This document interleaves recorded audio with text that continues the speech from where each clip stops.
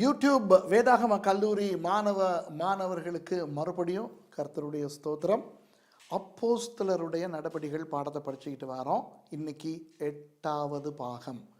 7வது பாகத்தில் முதலாவது மிஷனரி பயணம் இதை குறித்து பார்த்தோம். ஞாபகம் இருக்குதா? பவுலடியார் எப்படி பர்னபாவும் பவுலடியாரும் முதலாவது மிஷனரி ஊழியத்துக்கு அவங்க சில நாடுகளுக்கு போனாங்க, என்னென்ன நடந்துச்சு அப்படிங்கிறதெல்லாம் நான் உங்களுக்கு சொல்லி கொடுத்தேன். அப்போ அந்த பாடத்தில் நான் உங்களுக்கு ஒரு விஷயத்தை ஆரம்பித்தேன். ஆனால் அதை தெளிவாக இன்றைக்கி தான் நான் சொல்லிக் கொடுக்க போகிறேன். என்னன்னா, பர்னபாவுக்கும் பவுலுக்கும் ஒரு பிரச்சனை வருது, அந்த மாட்குங்கிறவரை பற்றி. அப்போ இந்த 2வது மிஷனரி பயணம்ங்கிற பாடத்தை தான் இன்றைக்கி நம்ம படிக்க போகிறோம். அப்போ இந்த முதலாவது மிஷனரி பயணத்துக்கும் 2வது மிஷனரி பயணத்துக்கும் இடையில தான் பிரச்சனை வந்தது. ஆனால் அந்த பிரச்சனைக்கு காரணம் முதலாவது மிஷனரி பயணத்தில் நடந்த ஒரு சம்பவம். என்னன்னா, இவங்க இப்படி நாடாக போய் பம்பிலியாங்கிற ஒரு நாட்டுக்கு வந்தாங்க. அப்போ நான் அந்த பாடத்தில் உங்களுக்கு 7ஆம் பாகத்தில் சொல்லி கொடுத்தேன், எப்படி ஒரு வாலிபனுக்கு கொஞ்சம் வயது முதிர்ந்த ஊழியக்காரங்களோட ஊழியம் செய்யும்போது எவ்வளோ கஷ்டமாக இருக்கும் அப்படின்ட்டு ஞாபகம் இருக்கா? என்னுடைய அனுபவத்தை கூட நான் உங்களுக்கு அதில் சொல்லி கொடுத்துருக்குறேன். அப்போ இந்த மாட்குங்கிறவர் ஒரு வாலிப பையனாக தானே இருந்தார். அப்போ பர்னபாங்கிறது மாட்குனுடைய மாமா, மாட்குனுடைய அம்மாவின் சகோதரன். அம்மா பேர் மரியாள்னு சொன்னேன், ஞாபகம் இருக்கா? இயேசுனுடைய தாய் மரியாள் இல்லை, மற்ற நிறைய மரியாள் மாதிரி வர்றாங்களே நம்மளோட சுவிசேஷ புத்தகங்களில், அவங்க இல்லை. இது வேறொரு மரியாள். இவங்கெல்லாம் சீப்புரு தீவார். அப்போ அந்த மரியாளினுடைய மகன் தான் மாட்கு, பர்னபாவினுடைய சகோதரி. இனி அக்காவா தங்கச்சான்னு நமக்கு தெரியாது. எப்படி இருந்தாலும் மாட்கு தன்னுடைய மாமாவாகிய பர்னபாவோட இருக்கிறாரு. பவுலும் இப்போ சேர்ந்துக்கிட்டாரு. பவுலும் பெரிய வாலிபன் இல்லையே. அப்போ பர்னபா பவுலுங்கிற 2 முதிர்ந்த ஊழியக்காரங்களோட இந்த வாலிபனாகிய மாட்கு போகும்போது என்ன பிரச்சனைகளுக்கு முகம் கொடுத்திருப்பாரு அப்படிங்கிறத நான் போன முறை உங்களுக்கு சொல்லி கொடுத்தேன். ஏதோ பம்பிலியாங்கிற நாட்டில் வச்சு மாட்கு சொல்கிறாரு மாமா கிட்ட, மாமா எனக்கு இல்லாது, நான் இங்கேருந்து போகிறேன் அப்படின்னு. அவர் பிரிஞ்சு போகிறார் இல்லையா? அப்போ பவுல் அந்த விஷயத்தில் பெருசாக தலையிடலை. பவுல் மாட்கை பார்த்து ஏன் போகிறேன் அப்படிலாம் கேட்கல. ஏன்னா பர்னபாவினுடைய சகோதரியினுடைய மகன். அப்போ மாமாவோட பேசிட்டான். இப்போ பவுலே பர்னபாவுக்கு கீழே தான் அந்த பயணத்தை போனார். இப்போ நல்லா ஞாபகம் வச்சுக்கிறேங்க, இதை நல்லா நீங்கள் ஞாபகம் வச்சுக்கிறேங்க. குறிப்பு எழுதுகிறவங்க இதெல்லாம் நீங்கள் எழுதுகிற உங்களுடைய நோட்ஸில். பவுல் மொத்தம் 4 பெரிய மிஷனரி பிரயாணங்களை மேற்கொள்கிறார். நிறைய பேர் சொல்கிறாங்க 3 பிரயாணங்கள்னு. இருந்துட்டு போட்டோம். முதலாவது பிரயாணம் ஏற்கனவே பார்த்துட்டோம். அந்த பிரயாணத்தில் மட்டும் பவுல் தலைவராக போகலை. பவுலை கூட்டிக்கிட்டு பர்னபா போகிறபடியினால பர்னபா தான் தலைவர். பவுல் உதவி ஊழியக்காரன் மாதிரி தான் போகிறாரு. புரியுதோ? ஆனால் 2ஆம் 3ஆம் மிஷனரி பிரயாணங்களில் பவுல் அடியார் தான் தலைவர். இப்போ இன்றைக்கி 2வது மிஷனரி பிரயாணத்தை தானே பார்க்க போகிறோம். அதில் தலைவர் யார்? பவுல். அப்புறம் இந்த 4வது மிஷனரி பிரயாணம்னு நான் சொல்கிறேனே, சில பேர் சொல்கிறாங்களே அது ஒரு மிஷனரி பிரயாணம் இல்லை அப்படின்ட்டு. அது வேற ஒன்றும் இல்லை. இந்த பவுலை கைதியாக்கி அவங்க ரோமாபுரிக்கு கொண்டு போகிறாங்க தானே. அப்படி போகிற வழியில் பல இடங்களுக்கு போகிறாங்க. போகிற இடங்கள்லாம் பவுலடியார் கொஞ்சம் ஊழியங்கள் செய்கிறாரு, சுவிசேஷம் அறிவிக்கிறாரு. அதனால நான் அதை ஒரு மிஷனரி பிரயாணம்னு நான் சொல்கிறேன். சுரேஷ் சொல்கிறான். அப்போ அதுக்காக எல்லாரும் அதை அப்படி ஏற்றுக்கொள்ளணும்னு இல்லை. இருந்தாலும் பவுல் மேற்கொண்ட ஒரு பிரயாணம், அதில் அவர் மிஷனரி ஊழியங்களையும் செய்தார். அப்போ அவரை கைதியாக்கி கொண்டு போனாங்க இல்லையா ரோமாபுரிக்கு. அது அப்போ இப்போ மறுபடியும் ஞாபகப்படுத்துகிறேன். மாட்குங்கிற தன்னுடைய மருமகன் பம்பிலியா நாட்டில் வச்சு இவங்களை விட்டு பிரிஞ்சு போகிறாரு அப்படிங்கிற பிரச்சனையை மாட்கோட சேர்ந்து பேசி இருக்கிறது நிச்சயமாக மாட்குவினுடைய மாமாவாகிய பர்னபா. பவுல் பர்னபாவினுடைய ஒரு உதவி ஊழியன் மாதிரி தானே இருக்கிறாரு. பவுல் பிரசங்கம் பண்ணார், பெரிய வேலையெல்லாம் செய்தார், அற்புதங்கள்லாம் செய்தார். நீங்கள் முதலாவது மிஷனரி பிரயாணத்தில் நீங்கள் பார்த்தீங்கன்னா பர்னபாவை விட பவுல் தான் ஊழியம் செஞ்சார். அது வேற. ஆனால் பர்னபாவுக்கு கீழே தான் பவுல் அந்த ஊழியத்தை செய்தார் அப்படிங்கிறத நம்ம மனசில் வச்சுக்கிறணும். ஏன்னா பர்னபா தான் பவுலை ஏற்றுக்கொண்டார், சீஷர்கள் அவரை ஏற்றுக்கொள்ள மாட்டேன்னு சொன்ன போது. இதெல்லாம் நான் உங்களுக்கு சொல்லி கொடுத்துட்டேன், கொஞ்சம் ஞாபகப்படுத்தி பார்த்துக்கிறங்க. 8வது பாடத்துக்கு வந்துட்டோன்னொன்னே 1 to 7 வரைக்கும் சொன்னதை மறந்துடக்கூடாது, ஒரே தொடர்ச்சியாக வரணும். அப்போ சீஷர்கள் இவரை சந்தேகப்பட்டாங்க தானே. அதனால தானே இவர் அராபியாவுக்கெல்லாம் போயிட்டு திரும்ப வந்து அந்தியோகியாவுக்கு பக்கத்தில் இருக்கிற அவருடைய பிறந்த ஊராகிய தர்ஷில் உட்கார்ந்துருந்தார்.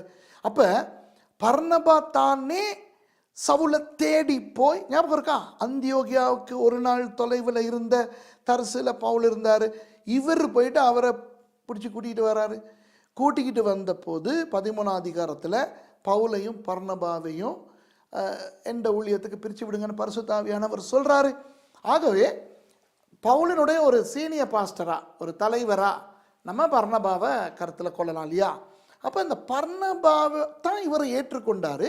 பர்னபா பவுலை கூட்டிக்கிட்டு போகிறாரு. ஆனால் பர்னபாவை விட கர்த்தர் பவுலை கூடுதலாக பயன்படுத்துகிறார்.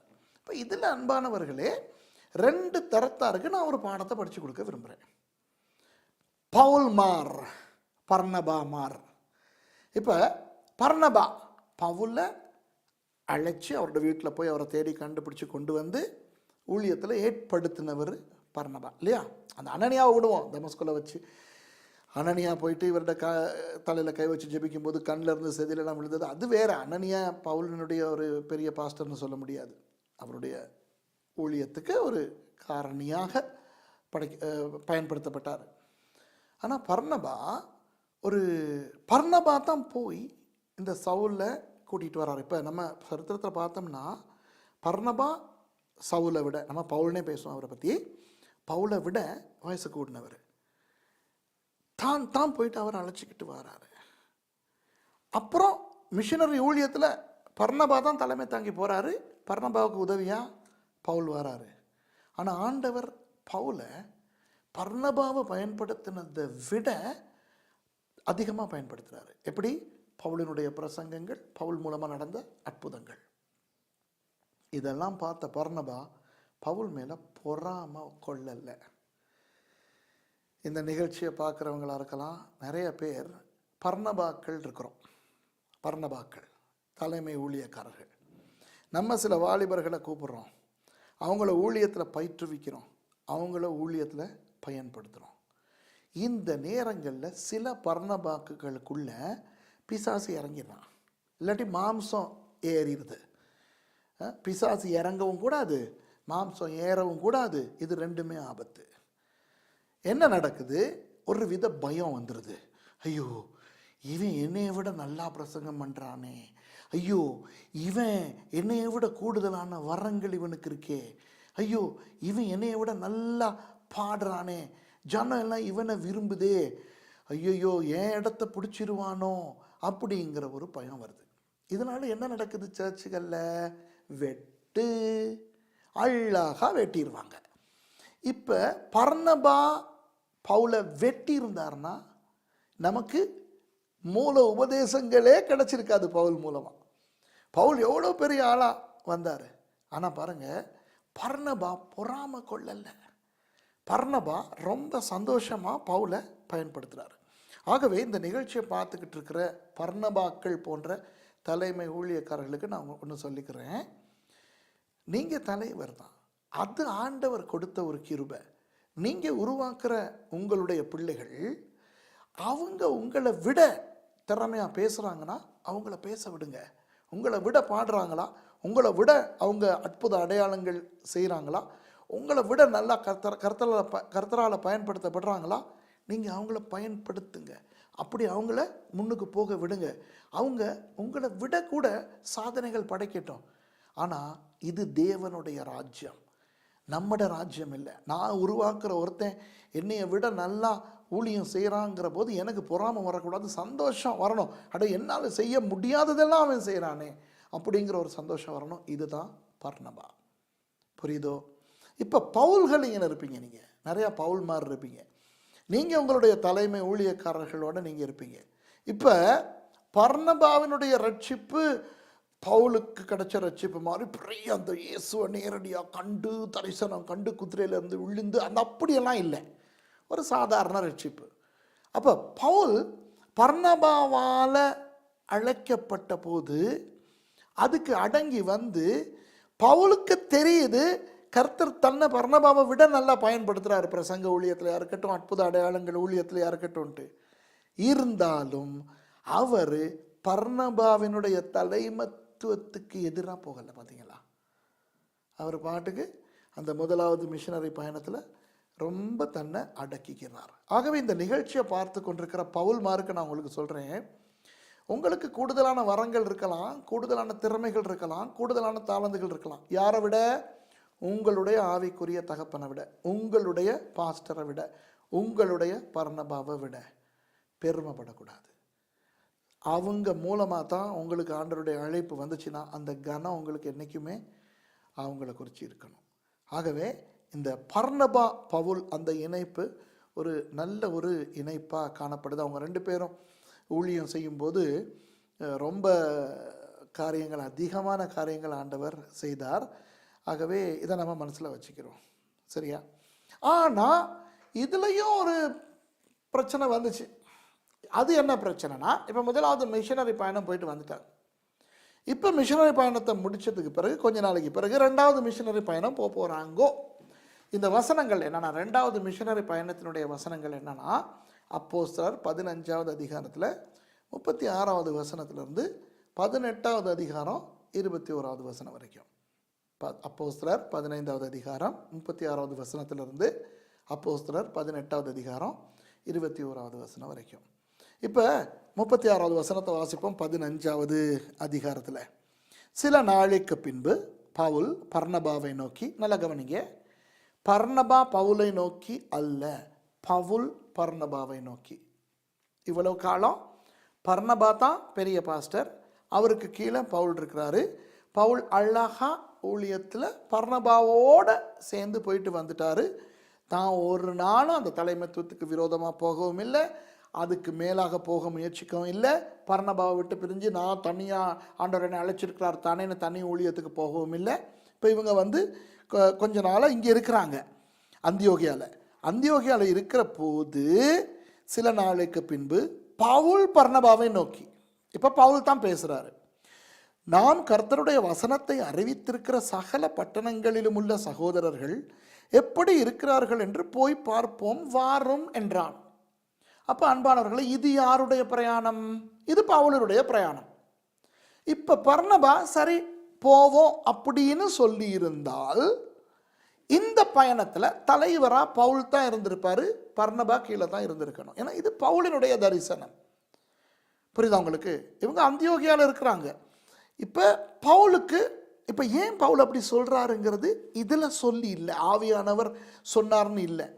ஆனால் அந்த சம்பவத்தில், அந்த மிஷனரி பிரயாணத்தில் எப்படி கர்த்தர் பவுலை பயன்படுத்தினார், இந்த மாதிரி விஷயங்கள் எல்லாம் பார்க்கும்போது நமக்கு தெரியுது, ஆவியானவர் தான் அந்த ஆர்வத்தை, அந்த ஆசையை பவுலுக்குள்ளே போட்டாருன்ட்டு. போய் அந்த இடங்களை போயிட்டு திரும்ப பார்த்துட்டு வா. ஆனால் அவர் அந்த இடங்கள் மட்டும் பார்க்கல, ரெண்டாவது மிஷனரி பயணத்தில் புது புது இடங்களுக்கெல்லாம் போகிறார், நிறைய பெரிய பிரயாணமாக போகிறார். அதெல்லாம் நான் உங்களுக்கு சொல்லிக் கொடுக்குறேன். புரியுதா?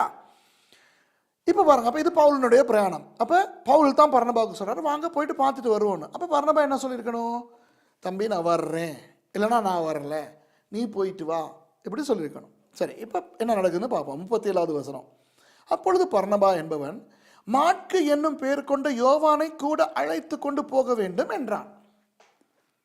அப்போ இப்போ பர்னபா சொல்கிறாரு போவோம், ஆனால் நாம 2 பேரும் இல்லை, அந்த என்னுடைய சகோதரியிடமாக மாற்கு, இப்போ அவனும் அந்தியோகியால தான் இருக்கிறான், அவனையும் கூட்டிகிட்டு போகணுன்ட்டு. சரி, அவர் கேட்டது கூட நியாயம்தான். ஆனால் 38வது வசனத்தில் பாருங்க, பவுலோ அவன் பம்பிலியா நாட்டிலே நம்மை விட்டு பிரிந்து நம்மோடே கூட ஊழியத்துக்கு வராததினாலே அவனை அழைத்து கொண்டு போகக்கூடாது என்றான். இப்போ இது நியாயம். இப்போ பவுல் பர்னபாவுக்கு சொல்கிற கதை நியாயமான ஒரு கதை. என்னன்னா, நம்ம மிஷனரி ஊழியத்துக்குன்னு போகும்போது ஒரு 2 பேரோ 3 பேரோ 4 பேரோ இணைஞ்சி ஒரு ஊழியத்துக்கு போகும்போது யாரும் ஏடையில் விட்டுட்டு ஓடக்கூடாது. இப்போ இதை பார்க்குறவங்க நீங்களும் தெரிஞ்சுக்கிறீங்க. நீங்கள் சபையா அல்லது ஒரு ஊழிய நிறுவனமா அல்லது 2-3 ஊழியக்காரங்களாக சேர்ந்து ஒரு சம்மேளனத்தை நடத்தினாலோ, ஒரு கருத்தரங்கை நடத்தினாலோ, அல்லது ஒரு ஊழியத்துக்கு ஒரு நாட்டுக்கு பிரயாணமாக போனாலோ, ஏதையாவது ஒரு நிகழ்ச்சியை நீங்கள் நடத்தினாலோ, யாரெல்லாம் நீங்கள் சேர்ந்து இந்த எல்லாத்தையும் நடத்துகிறீங்களோ, தொடக்கம் முதல் முடிவு வரை நீங்கள் எல்லாம் ஒன்றா இருக்கணும். அப்போ அதில் உங்கள் யாருக்காவது எனக்கு அந்த 2 நாள் தான் வர முடியும், மிச்சம் 2-3 நாள் எனக்கு வர முடியாதுன்னா முதல்ல சொல்லிடணும். இங்கே பாருங்கள், எனக்கு 2 நாள் தான் வரலாம், நான் 2 நாள் வந்துட்டு 3ஆவது நாள் போயிடுவேன்னு முதல்ல சொல்லிடணும்.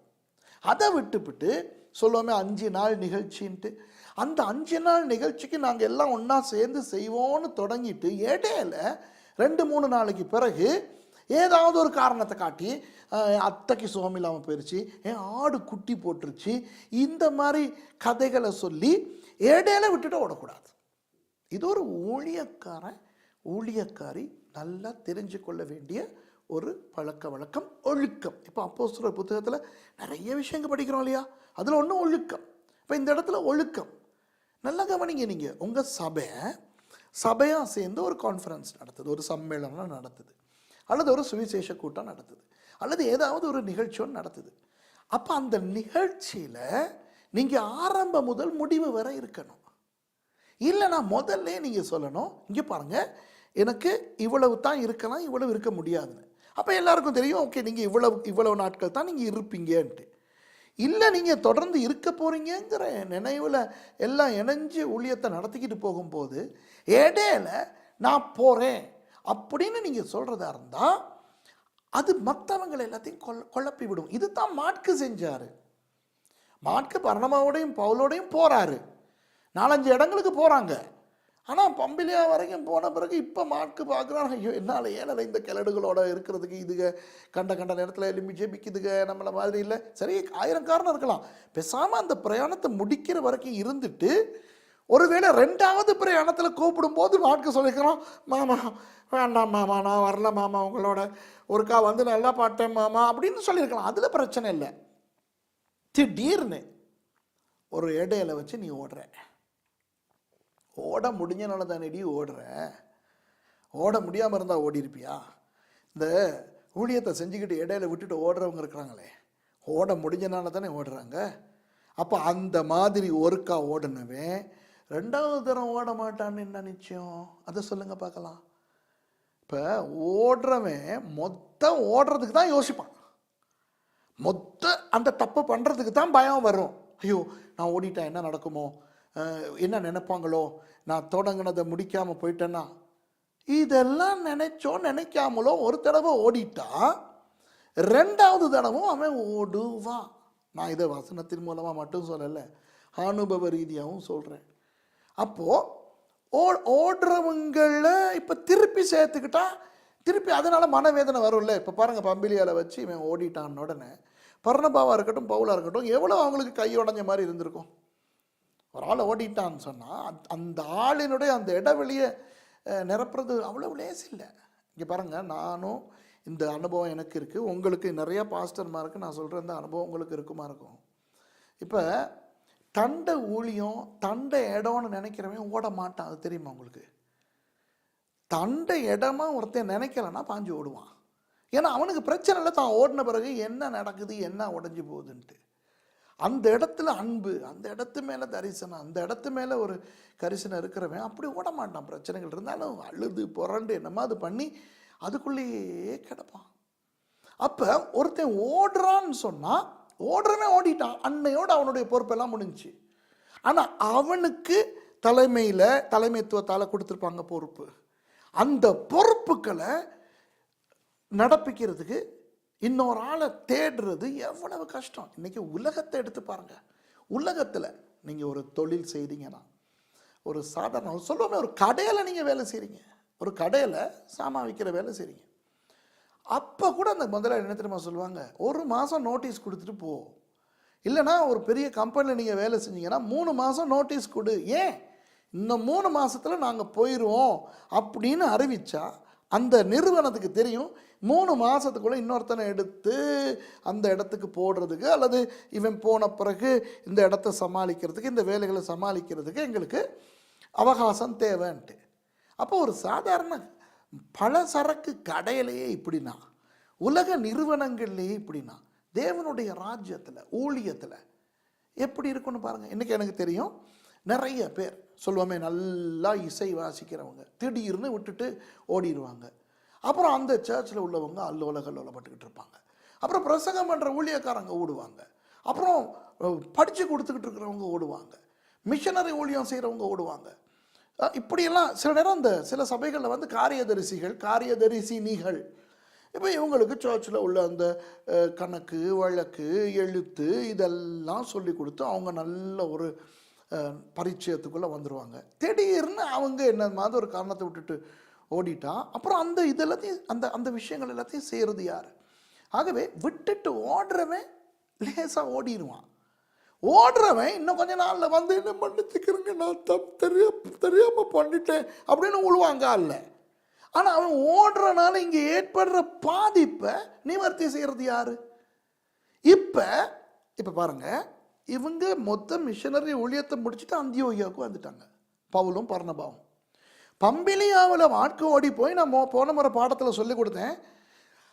அவன் போயிட்டு எப்படியோ பேதுருக்கிட்ட சேர்ந்துட்டான். பேதுரு மூலமாக தான் அவனுக்கு ஆண்டரை பற்றி தெரிஞ்சு மாட்கு சுவிசேஷத்தை எழுதினான். பெரிய ஆளாயிட்டான். ஓகே, இப்போ மறுபடியும் அந்தியோகியாவுக்கு அவர் வந்திருக்கிறாரு. மாட்கு அந்தியோகியாவுக்கு மாட்கு வந்து இருந்திருக்கிறாருங்கிறது இப்போ இந்த வசனத்தை பார்க்கும்போது நமக்கு தெரியலையா? அப்போ பவுல் அவன் வரக்கூடாது பிரச்சனை எழுத்தாரா? பவுலுக்கு மாட்குவை குறித்து ஏதாவது தனிப்பட்ட பிரச்சனையா? இல்லவே இல்லை. இப்போ என்ன பவுலனுடைய பிரச்சனைனா, இவன் போன முறை எங்களோட வந்து அம்போன்னு எங்களை விட்டுட்டு ஓடிட்டான். ஆகவே இப்போ இது ஏன் பயணம்? பர்னபா இது உங்கள் பயணம் இல்லை. உங்கள் பயணம்னா நீங்கள் உங்கள் மருமகனை இல்லை உங்கள் குடும்பத்தையே நீங்கள் கூட்டிகிட்டு வந்தாலும் நானும் உங்களோட சேர்ந்து வருவேன். ஆனால் இது ஏன் பயணம்? இப்போ நான் தானே சொல்கிறேன் போயிட்டு வருவோமா? ஐயா, நீங்கள் என்னையே கூட்டிகிட்டு போனவர், என் பெரிய பாஸ்டராக இருந்தவர், கௌரவத்தோட மதிப்போடு நான் உங்ககிட்ட கேட்குறேன், நீங்களும் இந்த முறையும் என்னோட வர்றீங்களா அப்படின்னு தானே பவ்யமாக கேட்குறாரு. அப்போ பர்னபா சொல்கிறாரு, நான் வர்றேன் தம்பி, ஆனால் அந்த என்னுடைய சகோதரியின் பையன் மாக்குவேனா கூட்டிகிட்டு போகணுன்னு. உடனே பவுல் சொல்கிறாரு, இல்லை அவர் வேண்டாம். ஏன்னா பம்பிலியால் வச்சு உங்களையும் என்னையும் நடுத்தெருவில் விட்டுவிட்டு ஓடி போயிட்டார் இல்லையா? ஆகவே வர வேண்டான்னு பர்னபா என்ன செஞ்சுருக்கணும்? ஆமாம் அப்படின்னு விட்டுருக்கணும். அதை விட்டுவிட்டு பர்னபா தான் ஊழியக்காரங்கிறத மறந்து, தான் இன்னொரு ஊழியக்காரனோட பேசிக்கிட்டு இருக்கோம், இது ஊழிய பிரயாணம் அப்படிங்கிறத மறந்து, ஏதோ சொந்தக்காரங்க சொந்தம் சேர்ந்துக்கிட்டு சொந்தக்காரங்களை பார்க்க போகிற மாதிரி இவர் பவுலோட சண்டை பிடிக்கிறார். பயங்கரமாக ரெண்டு பேரும் திட்டிக்கிட்டாங்க. பவுலும் லேசுப்பட்ட ஆள் இல்லை. நான் தான் சொல்லி கொடுத்துருக்கேன், அவர் மல்யுத்த வீரர், ஓட்ட வீரர். அப்போ அந்த இங்கிலீஷில் சொல்லுவோம், when you rob somebody on the wrong side, that's when you know who he is. ஒரு ஆளை சும்மா தேவையில்லாமல் சீண்டிட்டா தான் தெரியும் அந்த ஆள் உண்மையிலே யாருன்ட்டு. இப்போ நான் வந்து இப்போ இந்த நிகழ்ச்சியை மட்டுமே பார்க்குறவங்க நினைக்கிறது, ஐயோ இவர் வந்து ரொம்ப பெரிய பரிசுத்தவானப்பா, இந்த ஆள் ரொம்ப கர்த்தருடைய வார்த்தையிலே தான் வாழ்கிறான்னு. இங்கே என்னோட இருக்கிறதுக்கிட்ட கேட்டு பாருங்கள், ஏன்னா அங்கிட்ட இங்கிட்ட சீண்டுனா என்ன நடக்கும்ட்டு. அப்போ தான் என் ஆவி ஆத்து மசரெல்லாம் இடம் மாறி நான் ஊழியக்காரன் கிறிஸ்தவங்கிறதெல்லாம் மறந்து என்னென்னமோ எல்லாம் நடக்கும். அது மாதிரி தானே பவுலும். அவரும் மல்யுத்த வீரர், அடிச்சுக்க பிடிச்சிக்க நின்றவர், பெரிய ஆளாக இருந்தவர். இப்போ இவர் மாட்குவை பற்றி இவர் வாக்குவாதம் பண்ணும்போது பவுல் பேசாமல் தலையை குனிஞ்சிக்கிட்டு இருப்பாரா? இங்கே பாருங்கள் அடுத்த வசனத்தை, 39ஆம் வசனம். இதை பற்றி அவர்களுக்குள்ளே கடும் கோபம் உண்டபடினால், ரெண்டு பேருக்கும் கடும் கோபம் வந்துருச்சு. பர்னபாவுக்கும் வந்துருச்சு, பவுலுக்கும் வந்துருச்சு. அவர்கள் ஒருவரை ஒருவர் விட்டு பிரிந்தார்கள். பிரிகிற அளவுக்கு வந்துருச்சு. அந்த ஒரு இளிச்சமாயனால இதுக்கு ரெண்டும் பிரிஞ்சிருச்சு. சரியான கவலை. ஏன்னா இந்த பிரிஞ்சதில் என்ன நினச்சின்னு நான் சொல்கிறேன் உங்களுக்கு. பர்னபா மாட்குவை கூட்டிக் கொண்டு கப்பல் ஏறி சீப்புரு தீவுக்கு போனான். ஏண்ட தெய்வமே, ஹலோ, உங்களுக்கு தெரியுமா இந்த வசனத்தினுடைய அர்த்தம் என்னன்னு? மாட்குவை விட்டு பர்னபா சீப்புரு தீவுக்கு போனார்னா என்ன அர்த்தம் தெரியுமா சகோதர சகோதரிகளே? ஊழியத்தை விட்டு வீட்டுக்கு போயிட்டாரு. எவ்வளவு பெரிய ஆள்! பர்னபாவை பற்றி நம்ம அப்போஸ்தலர் 4ஆம் அதிகாரத்திலே பார்க்க தொடங்கிட்டோம். அவரும் தன்னுடைய காணி கீணி எல்லாத்தையும் வித்துட்டு கொண்டு வந்து அப்போஸ்தலருடைய பாதத்தில் காசுகளை வச்சவர். சீஷர்களே ஏற்றுக்கொள்ளாத பவுலை தேடி போய் பிடிச்சி கொண்டு வந்தவர். பவுலை தன்னுடைய மொத்த மிஷனரி ஊழியத்துக்கு அழைச்சிக்கிட்டு போறதுக்கு ஆவியானவரான கட்டளை பெற்றவர். அப்போஸ்தலர் 13:2 என்ன வாசிச்சோம்? சவுலையும் பர்னபாவையும் நான் அழைத்த ஊழியத்துக்கென்று பிரித்து விடுங்கள். அழைப்பு பெற்றவர், பவுலனுடைய ஒரு குருநாதர். இந்த சொந்தக்காரன் இந்த தம்பி பையனை கூட்டிக்கிட்டு போக மாட்டேன்னு பவுல் சொன்ன காரணத்தை வச்சுக்கிட்டு, இதுவும் பவுலோட பயணம், இவர் சீப்புரு தீவுக்கு போயிட்டார். இப்போ நீங்கள் சொல்லலாம், அவர் சீப்புரு தீவில் போயிட்டு ஊழியத்துக்கு போயிருக்கலாம். இல்லைங்க, நான் சரித்திரத்தின்படி உங்களுக்கு சொல்கிறேன். சீப்புரு தீவான் இவர் போயிட்டார். உங்களுக்கு தெரியுமா, இந்த இடத்துல இருந்து இதுக்கு பிறகு 28ஆம் அதிகாரம் வரைக்கும் எங்கேயுமே பர்னபாவை பற்றி நீங்கள் பார்க்க மாட்டீங்க. இதுதான் பர்னபாவை பற்றி நீங்கள் படிக்கிற கடைசி சந்தர்ப்பம். பாருங்கள், ஒரு குடும்பத்தினால ஒரு பெரிய ஆள் ஊழியத்தை இழக்கிறத பார்த்தீங்களா? இப்போ என்ன பெருசாக நடந்து போச்சு? இங்கே விபச்சாரம் நடந்துருச்சா? கொலை நடந்துருச்சா? விக்கிரக ஆராதனை நடந்துருச்சா? இல்லை இங்கே ஏதாவது அசுத்தம் அல்லது 2 பொண்டாட்டியை கல்யாணம் கட்டுற மாதிரி ஒரு தப்பு நடந்து போச்சா? என்ன, அதாவது ஊழியத்தை விட்டு போகிற அளவுக்கு என்ன நடந்து போச்சு? இது இவ்வளோ பெரிய ஆள் இல்லையா? அப்போ மாட்குக்கும் மாட்குனுடைய மாமாவுக்கும் இப்போ என்ன வித்தியாசம்? அவன் அங்கே ஊழியத்தை விட்டு போகல, பம்பிலியால அவன் இந்த கிழடுகளோடு எனக்கு போக முடியாதுன்னு சொல்லிட்டு விட்டு போனவன் ஊழியத்தை விட்டு போகல, போயிட்டு பேதுருவோட சேர்ந்துட்டான். ஆனால் இவர் பாருங்க, அந்தியோகியாலேயே இருந்திருக்கலாம் இல்லையா? ஹலோ, இந்த நிகழ்ச்சியை பார்க்குற நீங்கள் இந்த நேரம் உங்களுக்கு விருப்பம்னா கொஞ்சம் வீடியோவை நிறுத்திட்டு கொஞ்சம் யோசிங்க. இல்லைனா இதை பார்த்துக்கிட்டையாவது கொஞ்சம் யோசிங்க. பர்னபா, இது சம்பவம் அந்தியோகியாவில் தான் நடக்குது, பெரிய சபை தானே. இப்போ அந்தியோகியாவில் இருந்து தானே இவங்க எல்லாம் இந்த வெளிநாட்டு ஊழியங்கள் எல்லாம் செய்கிறாங்க. இப்போ எருசலேம் ஆரம்ப தலைநகரமாக இருந்தது. இப்போ புறஜாதியார்களுடைய கிறிஸ்தவ தலைநகரமாக அந்தியோகியா இருக்குன்னு நான் உங்களுக்கு சொல்லி கொடுத்துட்டேன் இல்லை. அப்போ ஒரு பெரிய இடம் இல்லை. அப்போ சரி, இப்போ பவுலுக்கும் இவருக்கும் பிரச்சனை வந்தது, ஓகே, வந்துருச்சு.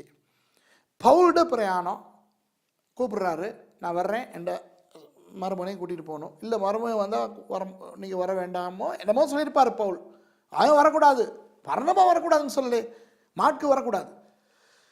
அப்போ இவர் என்ன செஞ்சுருக்கலாம், சரி சண்டை வர்றது நியாயம், கோபம் வர்றது நியாயம். ஏன்னா கோபம் கொண்டாலும் பாவம் தானே செய்யக்கூடாது. கோபம் கொள்ளக்கூடாதுன்னு பைபிள் எங்கேயுமே இல்லையே. கோபம் கொள்ளக்கூடாதுன்னா அது அப்புறம் நம்ம மனுஷனாகவே இருக்க முடியாது.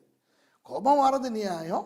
ஆனால் பவுலடியாரை நமக்கு சொல்லிக் கொடுக்குறாரு, கோபம் கொண்டாலும் பாவம் செய்யாதிருங்கள், சூரியன் அஸ்தமிக்கிறதுக்கு முன்பதாக உங்கள் கோபம் தனியாக கிடவுது. அப்போ பாருங்கள், பர்னபா என்ன செஞ்சுருக்கலாம், தம்பி உன்னோட நான் வரல ராசா, என் மருமகனை கூட்டிகிட்டு வரதா இருந்தால் வரேன், இல்லைன்னா நான் வரல, நீ போயிட்டு வான்னு பேசாமல் இவர் அந்தியோகியால் இருந்திருக்கலாமே. இல்லை இவர் பவுலோட சரி மாட்கு வர வேண்டாம், நானும் நீங்கள் போயிட்டு வருவோன்னு போயிட்டு இருக்கலாம். ஏன்னா பம்பிலியாவுக்கு பிறகு இவங்க தனியாக தானே போய்ட்டு ஊழியம் செஞ்சுட்டு வந்தாங்க. அப்போ இவங்க 2 பேரும் தனியாக ஊழியம் செஞ்சு அனுபவம் உள்ளவங்க தானே. கட்டாயம் மாட்கு வந்தால் தான் அந்த ஊழியம் ஒழுங்காக போகலான்ட்டோன்னு இல்லையே. இப்போ இந்த இடத்துல முழுக்க தவறு செய்கிறது பர்னபா. பவுலுடைய பெரிய ஆளாக இருந்திருக்கலாம், ஆனால் பாருங்கள் ஒரு பெரிய ஆள் மாதிரி நடந்துக்கிறாரான்ட்டு கோவிச்சுக்கிட்டு மருமகனையும் கூட்டிக்கிட்டு சீப்புரு தீவுக்கு, அவருடைய கிராமத்துக்கு, அவருடைய ஊருக்கு போயிடுறாரு.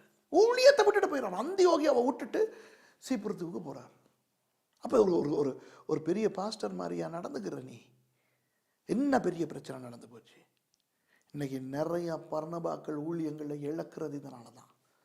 எவ்வளவு பிரகாசமான ஊழியக்காரர், ஆறுதலின் மகன், பேரில் மட்டுமா ஆறுதலின் மகன்.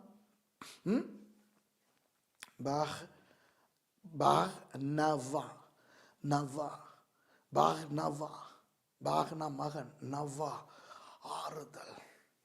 ஆறுதலின் மகன். போயிட்டார் ஊழியத்தை விட்டுட்டு. ஊழியத்திலையும் ஆறுதலின் மகனாக இருந்தார். பவுலை ஊழியத்தில் பிடிச்சி கொண்டு வந்து ஊழியத்தில் ஸ்தாபித்தவர். பவுலுக்கு மிஷனரி ஊழியம் என்னான்னு கற்றுக் கொடுத்தவர். பவுலனுடைய குருநாதர். ஒரு வாலிப பையன், அக்காவோ தங்கச்சோ மகன், அவனை ஊழியத்தில் இங்கே இந்த பயணத்தில் கூட்டிகிட்டு போகலங்கிறத வச்சுக்கிட்டு வீட்டுக்கு போயிட்டது. எத்தனை பேர் இன்றைக்கி ஊழியத்தை விட்டு இந்த மாதிரியான காரணங்களுக்காக போகிறாங்க, குடும்பத்தை காரணமாக வச்சுக்கிட்டு. அதோட பர்னபாவினுடைய கதை முடியுது. பர்னபாவை பற்றி அதில் இனி வரவே இல்லை. அவ்வளோ பெரிய ஆள் முடிச்சுட்டார். அவரோட ஊழியத்தை அந்நியாயமாக்கிட்டார். ஊழியத்தை விட்டுட்டு வீட்டுக்கு போயிட்டார். சில ஆசிரியர்கள் சொல்லுவாங்க, இல்லை இவர் சீப்புருத்தியில் போய்ட்டு ஊழியம் செய்தார்னு. இப்போ நமக்கு பைபிள் மட்டும் இல்லையே, சரித்திர சாட்சிகள் நமக்கு இருக்குல்ல. அதில் அவர் அங்கே ஒன்றும் போயிட்டு கிறிஸ்தவராக தான் இருந்தார், அவர் ஒன்றும் பின்வாங்கி போகலை. ஆனால் அதை விட பெரிய அளவில் அவர் ஊழியம் செஞ்சுருக்கலாம். ஒரு பவுலுடைய குருனா பவுலை விட அதிகமாக பயன்படுத்தப்பட்டிருக்கலாம். அநியாயம், இழந்துட்டார். பவுலோ சீலாவை தெரிந்து கொண்டு சகோதரராலே தேவனுடைய கிருபைக்கு ஒப்புவிக்கப்பட்டு புறப்பட்டு சீரியாவிலும் சிலிசியாவிலும் திரிந்து சபைகளை திடப்படுத்தினான். பவுல் சீலாவை தெரிந்து கொண்டு. இந்த இடத்துல சில தமிழ் ஊழியக்காரங்க தப்பாக நினைக்கிறாங்க, சீலாங்கிறது பொம்பளைன்ட்டு. இந்த கிட்டத்தில் கூட ஒரு இமெயில் வந்துருந்துச்சு, பெண்கள் ஊழியத்தை, இப்போ நான் பெண்கள் ஊழியத்தை ஏற்றுக்கொள்கிற ஆள் தான். ஏன்னா நீங்கள் பார்த்தீங்கன்னா நிறையா பெண்களை கர்த்தர் பயன்படுத்துகிறாரு. ஆனால் ஒருத்தர் எனக்கு இமெயில் அனுப்பியிருக்காரு, பவுலையும் சீலாவையும் ஆண்டவர் பயன்படுத்தினார் பாருங்கள், புருஷன் பஞ்சாதியை அக்வில்லா பிரிசிலா மாதிரி பவுல் சீலா. சீலாங்கிறது ஒரு ஆம்பளை, சீலாஸ். அந்த ஒரு நாள் சொல்லி கொடுத்தேன், ப்ரோசலீட்டோஸ், கிரேக்கர்களாக இருந்து யூதர்களாக மாறுறாங்க. அதில் ஒரு ஆள் தான் இவர் சீலாஸ். அப்போ சில பேர் சொல்லுவாங்க, பவுல் புருஷனா சீலா பொண்டாட்டியான், தீமோத்தேயு அவங்க 2 பேருடையும் பிள்ளையான். ஏன்னா பவுல் தீமோத்தேயு அவருடைய மகன்னு சொல்கிறாரு தானே, அது ஆவிக்குரிய ரீதியாக அவர் சொல்கிறது. தீமோத்தேயுனுடைய அப்பா உண்மையில் ஒரு கிரேக்கன், அது பிறகு நான் உங்களுக்கு சொல்லித்தரேன். அப்போ பவுலோட மகன் இல்லை தீமோத்தேயு. சீலா பொம்பளே கிடையாது. இது ஒரு நல்ல பைபிள் டீச்சர், நல்ல ஒரு பைபிள் ஆசிரியர், வேத ஆசிரியர். அப்போ இப்போ 2வது மிஷனரி பயணத்தில் பவுல் தலைவர், இதில் பவுல் தலைவர். இனி பர்னபா கதையில் கிடையாது. அப்போ இப்போ யார் அவர் கூட்டிகிட்டு போகிறாரு? சீலாவை கூட்டிகிட்டு போகிறாரு. அப்போ இனி 16வது நம்ம அதிகாரத்தில் நம்ம பார்த்தோம்னு சொன்னால், தீமோத்தேயு உள்ளுக்குள்ளே வராரு. அதன் பின்பு அவன் தெர்பைக்கும் லிஸ்திராவுக்கும் போனான். அங்கே லிஸ்திராவில் வச்சு தீமோத்தேயு எண்ணப்பட்ட ஒரு சீஷன் இருந்தான். அவன் தாய் விசுவாசமுள்ள யூத ஸ்திரீ, அவன் தகப்பன் கிரேக்கன். புரியுதோ? அவன் லிஸ்திராவிலும் இக்கோனியாவிலும் உள்ள சகோதரராலே நற்சாட்சி பெற்றவனாய் இருந்தான். நல்ல ஒரு வாலிபன். அவனை பவுல் தன்னுடனே கூட்டிக் கொண்டு போக வேண்டும் என்று விரும்பி, அவனுடைய தகப்பன் கிரேக்கன் என்று அவ்விடங்களில் இருக்கும் யூதர்கள் எல்லாரும் அறிந்திருந்தபடியால் அவர்கள் நிமித்தம் அவனுக்கு விருத்த சேதனம் பண்ணினான். அதாவது இதுக்கு நம்ம பார்த்தோம், இந்த ரட்சிக்கப்பட்ட இந்த ப்ரோசலீட்டோஸ் மாத்திரம் இல்லை, ப்ரோசலீட்டோஸ் பிரச்சனை இல்லை. ஏன்னா அவங்க கிரேக்கர்களாக யூதர்களாக மாறினவங்க. அப்போ அவங்க கிரேக்கர்களாக யூதர்களாக மாறும்போது விருத்த சேதனம் பண்ணப்பட்டியாச்சு அவங்களுக்கு. ஆனால் புறஜாதியாருக்கு சுவிசேஷம் போன உடனே இந்த கொர்நேலியு பேதுரு மூலம் அப்போ அந்த விருத்த சேதன பிரச்சனை வந்துச்சு இல்லையா? அந்தியோகியாவுக்கு வந்தாங்க சில பேர் எருசலேம்லேருந்து. இப்போ புறஜாதியாரும் விருத்த சேதனம் பண்ணப்படணும் அப்படின்ட்டு ஒரு பிரச்சனை வந்துச்சு. அந்த நேரம் தேவையில்லைன்னு வாதாடினது பவுல். அப்போ தேவையில்லைன்னு வாதாடின பவுல் தனக்கு உதவியானனா ஒரு தம்பியை சேர்த்து கொள்ளும் போது அவனுடைய அப்பா கிரேக்கன், அம்மா யூத ஸ்திரீங்கிறனால ஏன் விருத்த சேதனம் பண்ணினார் அப்படிங்கிற ஒரு கேள்வி வருது இல்லையா? கொஞ்சம் இவர் ஒரு முரண்பாடாக நடந்துக்கிறாரு அப்படின்னு தெரியுது இல்லையா? இல்லை, நான் ஏற்கனவே சொன்ன ஒரு விஷயத்தை ஞாபகப்படுத்துகிறேன். யூதர்களுக்கு மாத்திரம் யூதர்களாக இருந்துக்கிட்டே கிறிஸ்தவர்களாகவும் இருக்கலாம், வேறு யாருக்கும் அதை செய்ய முடியாது. அப்போ இந்த அப்பா இருக்கார் தானே, தீமோத்தேயுனுடைய அப்பா ஒரு ப்ரோசலிட்டோஸாக இருக்க வாய்ப்பில்லை. அதாவது அவர் ஒரு கிரேக்க மார்க்கத்திலிருந்து யூதனா மாறினவராக ஆகினாருன்னு எங்களுக்கு ஆதாரம் ஒன்றும் இல்லை. அவர் கிரேக்கனாவே இருக்கத்தக்க அவர் ஒரு யூத பொம்பளையை கல்யாணம் கட்டி இருக்கிறாரு அப்படிங்கிறது தான் நமக்கு தெரிய வருது. ஆனால் அவர் யூதனா மாறலை. அப்போ பிறந்த புள்ள, அதனால நல்லா கேட்டுக்கிறேங்க, ஒரு யூதனோ ஒரு யூத பொம்பளையோ ஒரு புறஜாதியாரை கல்யாணம் கட்டினா அந்த புறஜாதியார் யூத மார்க்கத்துக்குள்ளே வந்திருக்கணும். அப்படி வந்திருந்தா ப்ரோசலிட்டோஸ் தானே. அப்போ அவங்க கல்யாணம் கட்டி இருந்தால் அவங்களுக்கு பிறக்கிற பிள்ளை யூத பிள்ளைன்னு அங்கீகரிக்கப்படும். ஆனால் ஒரு புறஜாதியானோ புறஜாதியாலோ யூத மார்க்கத்துக்குள்ளே வராமல் ஒரு யூத ஆளை கல்யாணம் கட்டியிருந்தா அந்த ஆள் யூத ஆளாக கணக்கெடுக்கப்படாது. ஆனால் இந்த யூத ஆள் யூதன் அல்ல அப்படின்னு தீர்மானிக்கப்படும். அப்ப தீமோத்தேயுனுடைய அப்பா யூத மார்க்கத்துக்குள்ள வந்திருந்தால் தீமோத்தேயு பிறக்கும் போதே 8ஆம் நாள்ல விருத்த சேதனம் பண்ணி இருப்பாங்கோ. அப்ப இப்பத்தானே பவுல் விருத்த சேதனம் பண்றார் அவரை. அதுல இருந்து என்ன தெரியுது? தீமோத்தேயு விருத்த சேதனம் பண்ணப்படவில்லை. ஏன்? அவருடைய அப்பா யூதனா மாறி இல்லை. அப்படின்னா அவங்க அம்மா பிறப்பால யூத பொம்பளையா இருந்தாலும் அந்த கிரேக்கனை கல்யாணம் கட்டினதன் மூலம் அவங்களுடைய யூதத்தன்மையை இழந்த ஒரு நிலையில இருந்திருப்பாங்க. இப்ப பவுல் என்ன செய்ய பார்க்கிறாருன்னா, இப்ப சீலாவும் ஒரு கிரேக்கனா இருந்து யூதனா வந்துட்டபடியினால விருத்த சேதனம் உள்ளவரா தன்னை காணப்படுறாரு. பவுல் ஒரு விருத்த சேதனம் உள்ளவரா தன்னை காணப்படுறாரு. ஆகவே யூதர்கள் தீமோத்தேயுவை ஏற்றுக்கொள்ள மாட்டாங்க. ஏன்னா அம்மா ஒரு அந்நிய ஜாதியை கல்யாணம் கட்டின ஒரு ஆளுங்கிறனால. உங்களுக்கு நான் வேறு பாடங்களில் சொல்லி கொடுத்துருப்பேன்னு நினைக்கிறேன். ஆமாம், சொல்லி கொடுத்துருக்கேன். சமாரியர்கள் யாருன்ட்டு. சமாரியர்கள்ங்கிறது யூதர்கள் தான். ஆனால் கிறிஸ்துவுக்கு முன் 722 அசீரியர்கள் அவர்களை பிடிச்ச போது சில பேரை சமாரியாவில் விட்டுட்டு போனாங்க. புறஜாதியார்களை கொண்டாந்து அங்கே போட்டாங்க. அப்போ சமாரியாவில் இருந்த யூதர்கள் அந்த புற அந்நிய ஜாதியினரை கல்யாணம் கட்டினதுனால அவங்களுடைய யூதத்தன்மையை இழந்தனால மற்ற யூதர்கள் சமாரியா வழியால் போகக்கூட மாட்டாங்க. அந்த அளவுக்கு வெறுத்தாங்கன்னு சொல்லி கொடுத்தேன் இல்லையா? அப்போ யூதர்கள் யூதத்தன்மையை இழந்த ஒரு பொம்பளைக்கும் ஒரு புறஜாதியானுக்கும் பிறந்த தீமோத்தேயுவை ஏற்றுக்கொண்டிருக்க மாட்டாங்க தானே. இப்போ பவுலும் சீலாவும் போகிற நாடுகளில் யூதர்களுடைய வீடுகளுக்கும் போகணும் தானே. அப்போ அவங்க கேள்விப்படுவாங்க தானே, இந்த வர்றானே ஒருத்தன் அவன் ஒரு யூத பொம்பளை அந்நிய ஜாதியினரை கல்யாணம் கட்டினால அவன் வரலை யூத மதத்துக்கு. ஆகவே இது கிட்டத்தட்ட சமாரியர்கள் மாதிரின்னு. ஆகவே தீமோத்தேயுவை ஏற்றுக்கொள்ள மாட்டாங்க. அதனால இவர் தீமோத்தேயுக்கு விருத்த சேதனம் பண்ணுவதன் மூலம் தீமோத்தேயுவை ஒரு யூதனா மாத்துறார். கவனிச்சுக்கிறங்க, தீமோத்தேயு ஏற்கனவே கிறிஸ்தவர். பாருங்க, அந்த வசனத்தில் என்ன சொல்லியிருக்குது? தீமோத்தேயு என்னப்பட்ட ஒரு சீஷன் இருந்தான் என்ற தெய்வமே. அவன் ஏற்கனவே சீஷன். அவன் ரட்சிக்கப்பட்டு ஆண்டவருக்கு ஊழியமும் செஞ்சுக்கிட்டு இருக்கான். அப்ப அவன் தாய் விசுவாசமுள்ள ஒரு யூத ஸ்திரீ. அப்படின்னா என்ன? கிறிஸ்தவளா மாறி இருக்குது. ஆனா அவன் தகப்பன் கிரேக்கன். அவன் யூதனா மாறவும் இல்லை, ஆண்டவரை ஏற்றுக்கொள்ளவும் இல்லை. அவன் இன்னும் கிரேக்கனாவே புறஜாதியாவே இருக்கிறான். இப்ப விளங்குதா? அப்ப பவுல் என்ன செய்யறாரு?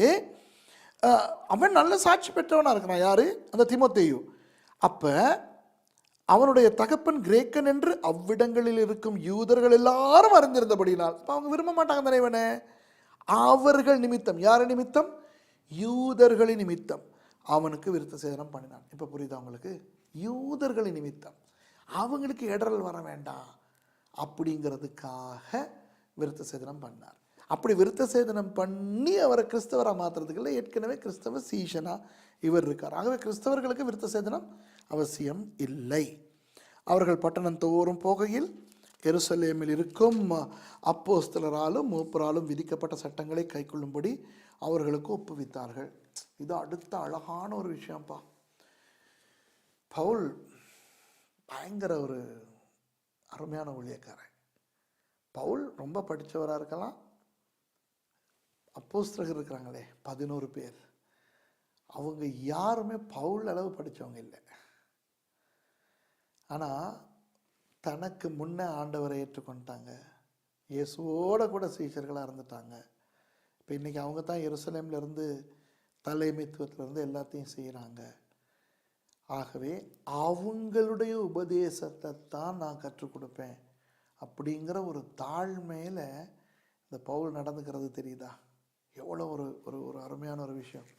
தனக்கு விருப்பமானதை சொல்லி கொடுத்துக்கிட்டு எனக்கு தெரியும், நான் சொல்லி கொடுக்கறதுபடி நீங்கள் செய்யுங்கிறத அவர் செய்யலை.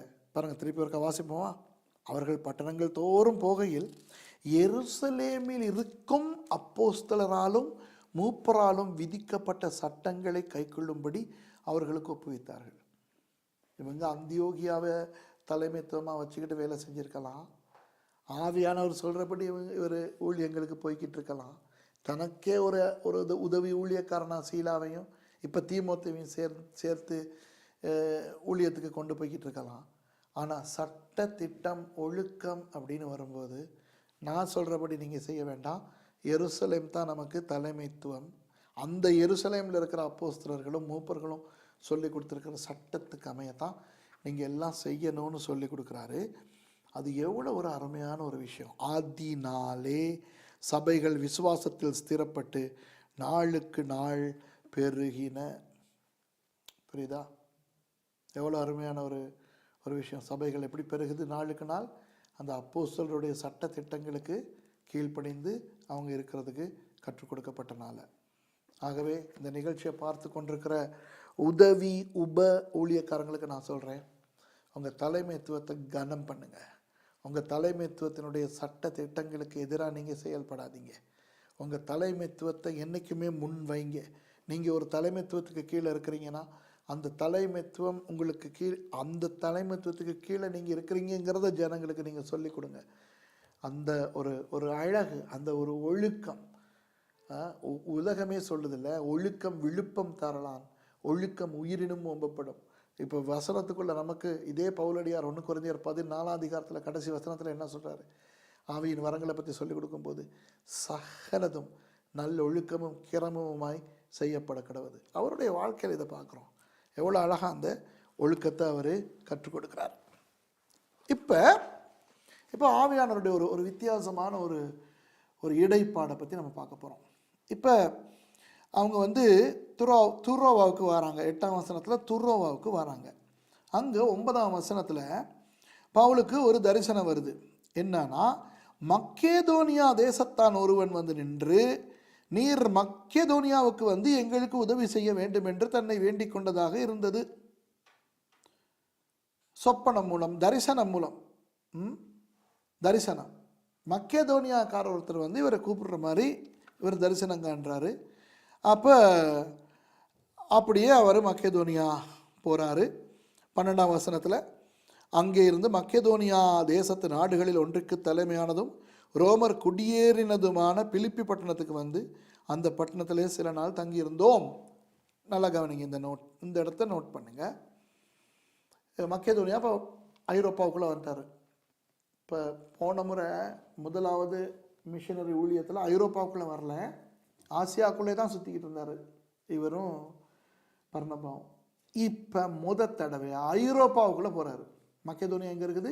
ஐரோப்பாவில். மேப்பை போட்டு காட்டுவாங்க.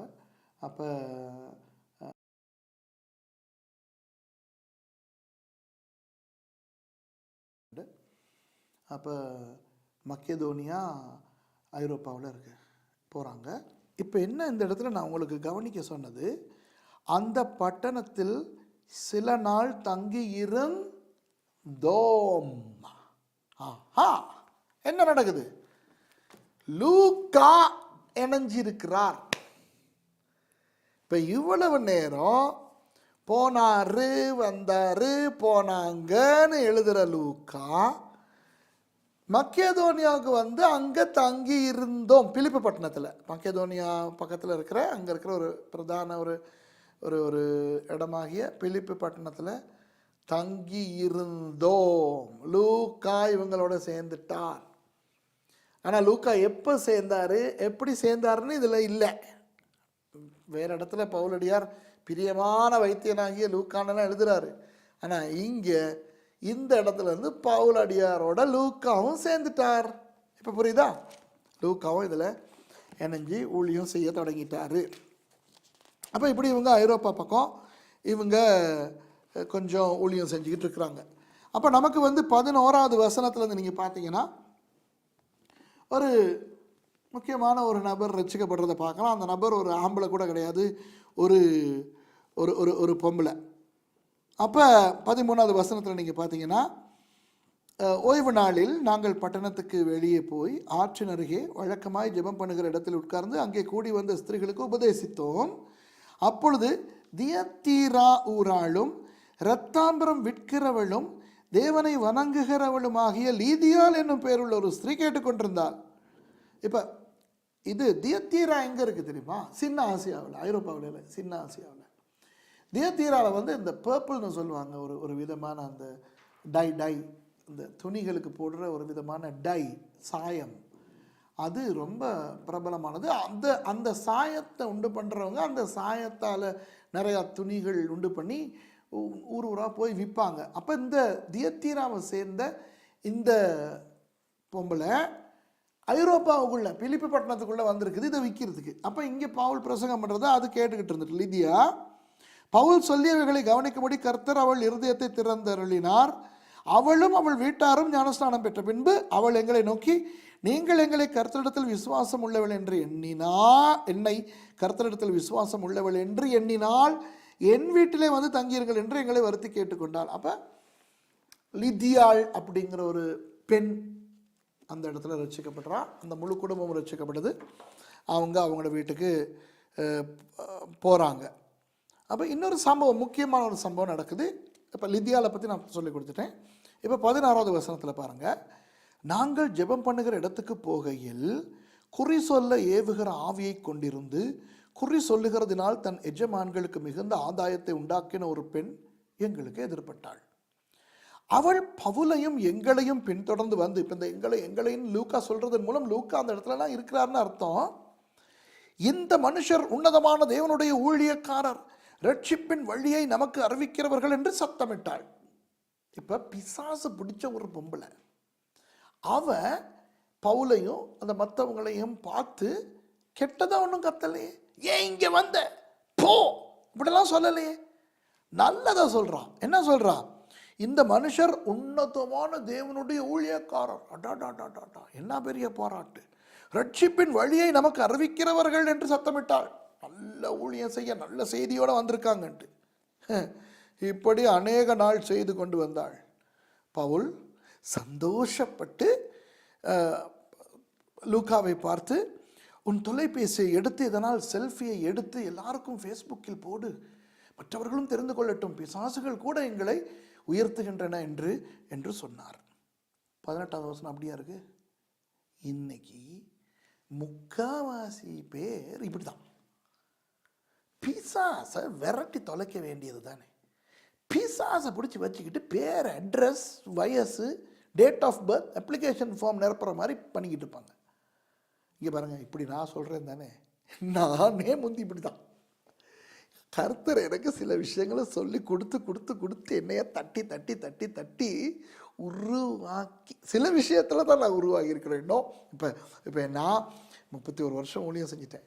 இந்த 31 வருஷத்தில் இவ்வளவுனா இவ்வளவு தான் உருவாகியிருக்கேன். இன்னும் உருவாக வேண்டியது இவ்வளோ இருக்குது. அநேகமாக அவ்வளவு உருவாக்க முதல்ல நான் போயிடுவேனா இருக்கும். கஷ்டம். நம்மெல்லாம் கெட்டவங்கப்பா. நம்மெல்லாம் கிராமங்களில் கிடந்து பாவம் பண்ணிவிட்டு வந்து இங்கேயும் வந்து இன்னும் பிரச்சனைகளில் தான் கிடக்கிறோம். பிரச்சனைகள்னா இன்னும் நமக்கு அந்த பரிசுத்தத்தினுடைய உச்சத்தை அடைகிறதுக்கு பயங்கர கஷ்டமாக இருக்குது. முயற்சி பண்ணுறோம், பரிசுத்தத்தின் மேல் பரிசுத்தத்துக்கு போக முயற்சி பண்ணுறோம். அப்போ நான் இப்படி சொல்கிறனால இன்றைக்கி சிலர் இப்படி செய்கிறாங்கன்னொன்னே நீங்கள் நினைக்கக்கூடாது, டே இவர் பெரிய ஓவியம், இவர் வானத்துலேருந்து இறங்கினவர் மாதிரி பேசுகிறாருன்னு. நம்மளும் இவ்வளவு தான். இதை தான் முந்தி நான் பண்ணிக்கிட்டு இருந்தேன். அந்த காலத்தில் 86, 87, 88, 89 அந்த காலத்தில் பயங்கரமாக பிசாசு விரட்டுற ஊழியத்தில் ஈடுபடுவேன். ஏன்னா நான் பிசாசுகளை பற்றி விசேஷமாக ஆராய்ச்சிகளெல்லாம் செஞ்சுருக்கிறேன் அந்த காலத்தில். அப்போ அதில் அந்த டெலிவரன்ஸ் மினிஸ்ட்ரின்னு சொல்கிற அந்த ஊழியத்தையும் கர்த்தர் எனக்கு கொடுத்துருந்தார். இப்போ கூட பிசாசு விரட்டுறது தான் இல்லைன்னு இல்லை.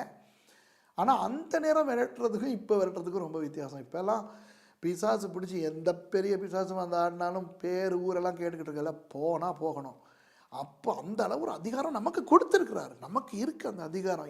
அதிகாரத்தை பயன்படுத்துறது தான் விஷயமே ஒழிய அதை எப்படி பயன்படுத்துகிறோன்னு தெரியாமல் சில நம்ம தத்திங்கனத்தம் போட்டுக்கிட்டு இருக்கோம். இப்போ அந்த காலத்தில் யாருக்காவது பிசாசு பிடிச்சி ஆடிட்டா, ஐயோ அந்த பிசாசு பிடிச்சால பிடிச்சி இந்த பேய்கிட்ட, நீ எங்கேருந்து வந்த, நீ ஏன் வந்த, உன்னைய யார் ஏவுனா, எப்போ வந்த, அந்த இடத்துக்கு போ, அது மாட்டேன்னுக்கிட்டு நிற்கும்.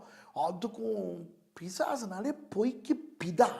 அப்போ அந்த பிதாவினுடைய குட்டிகள் ஏதாவது தான் வந்திருக்குது இந்த இந்த இந்த பிசாசு பிடிச்சவங்கக்கிட்ட.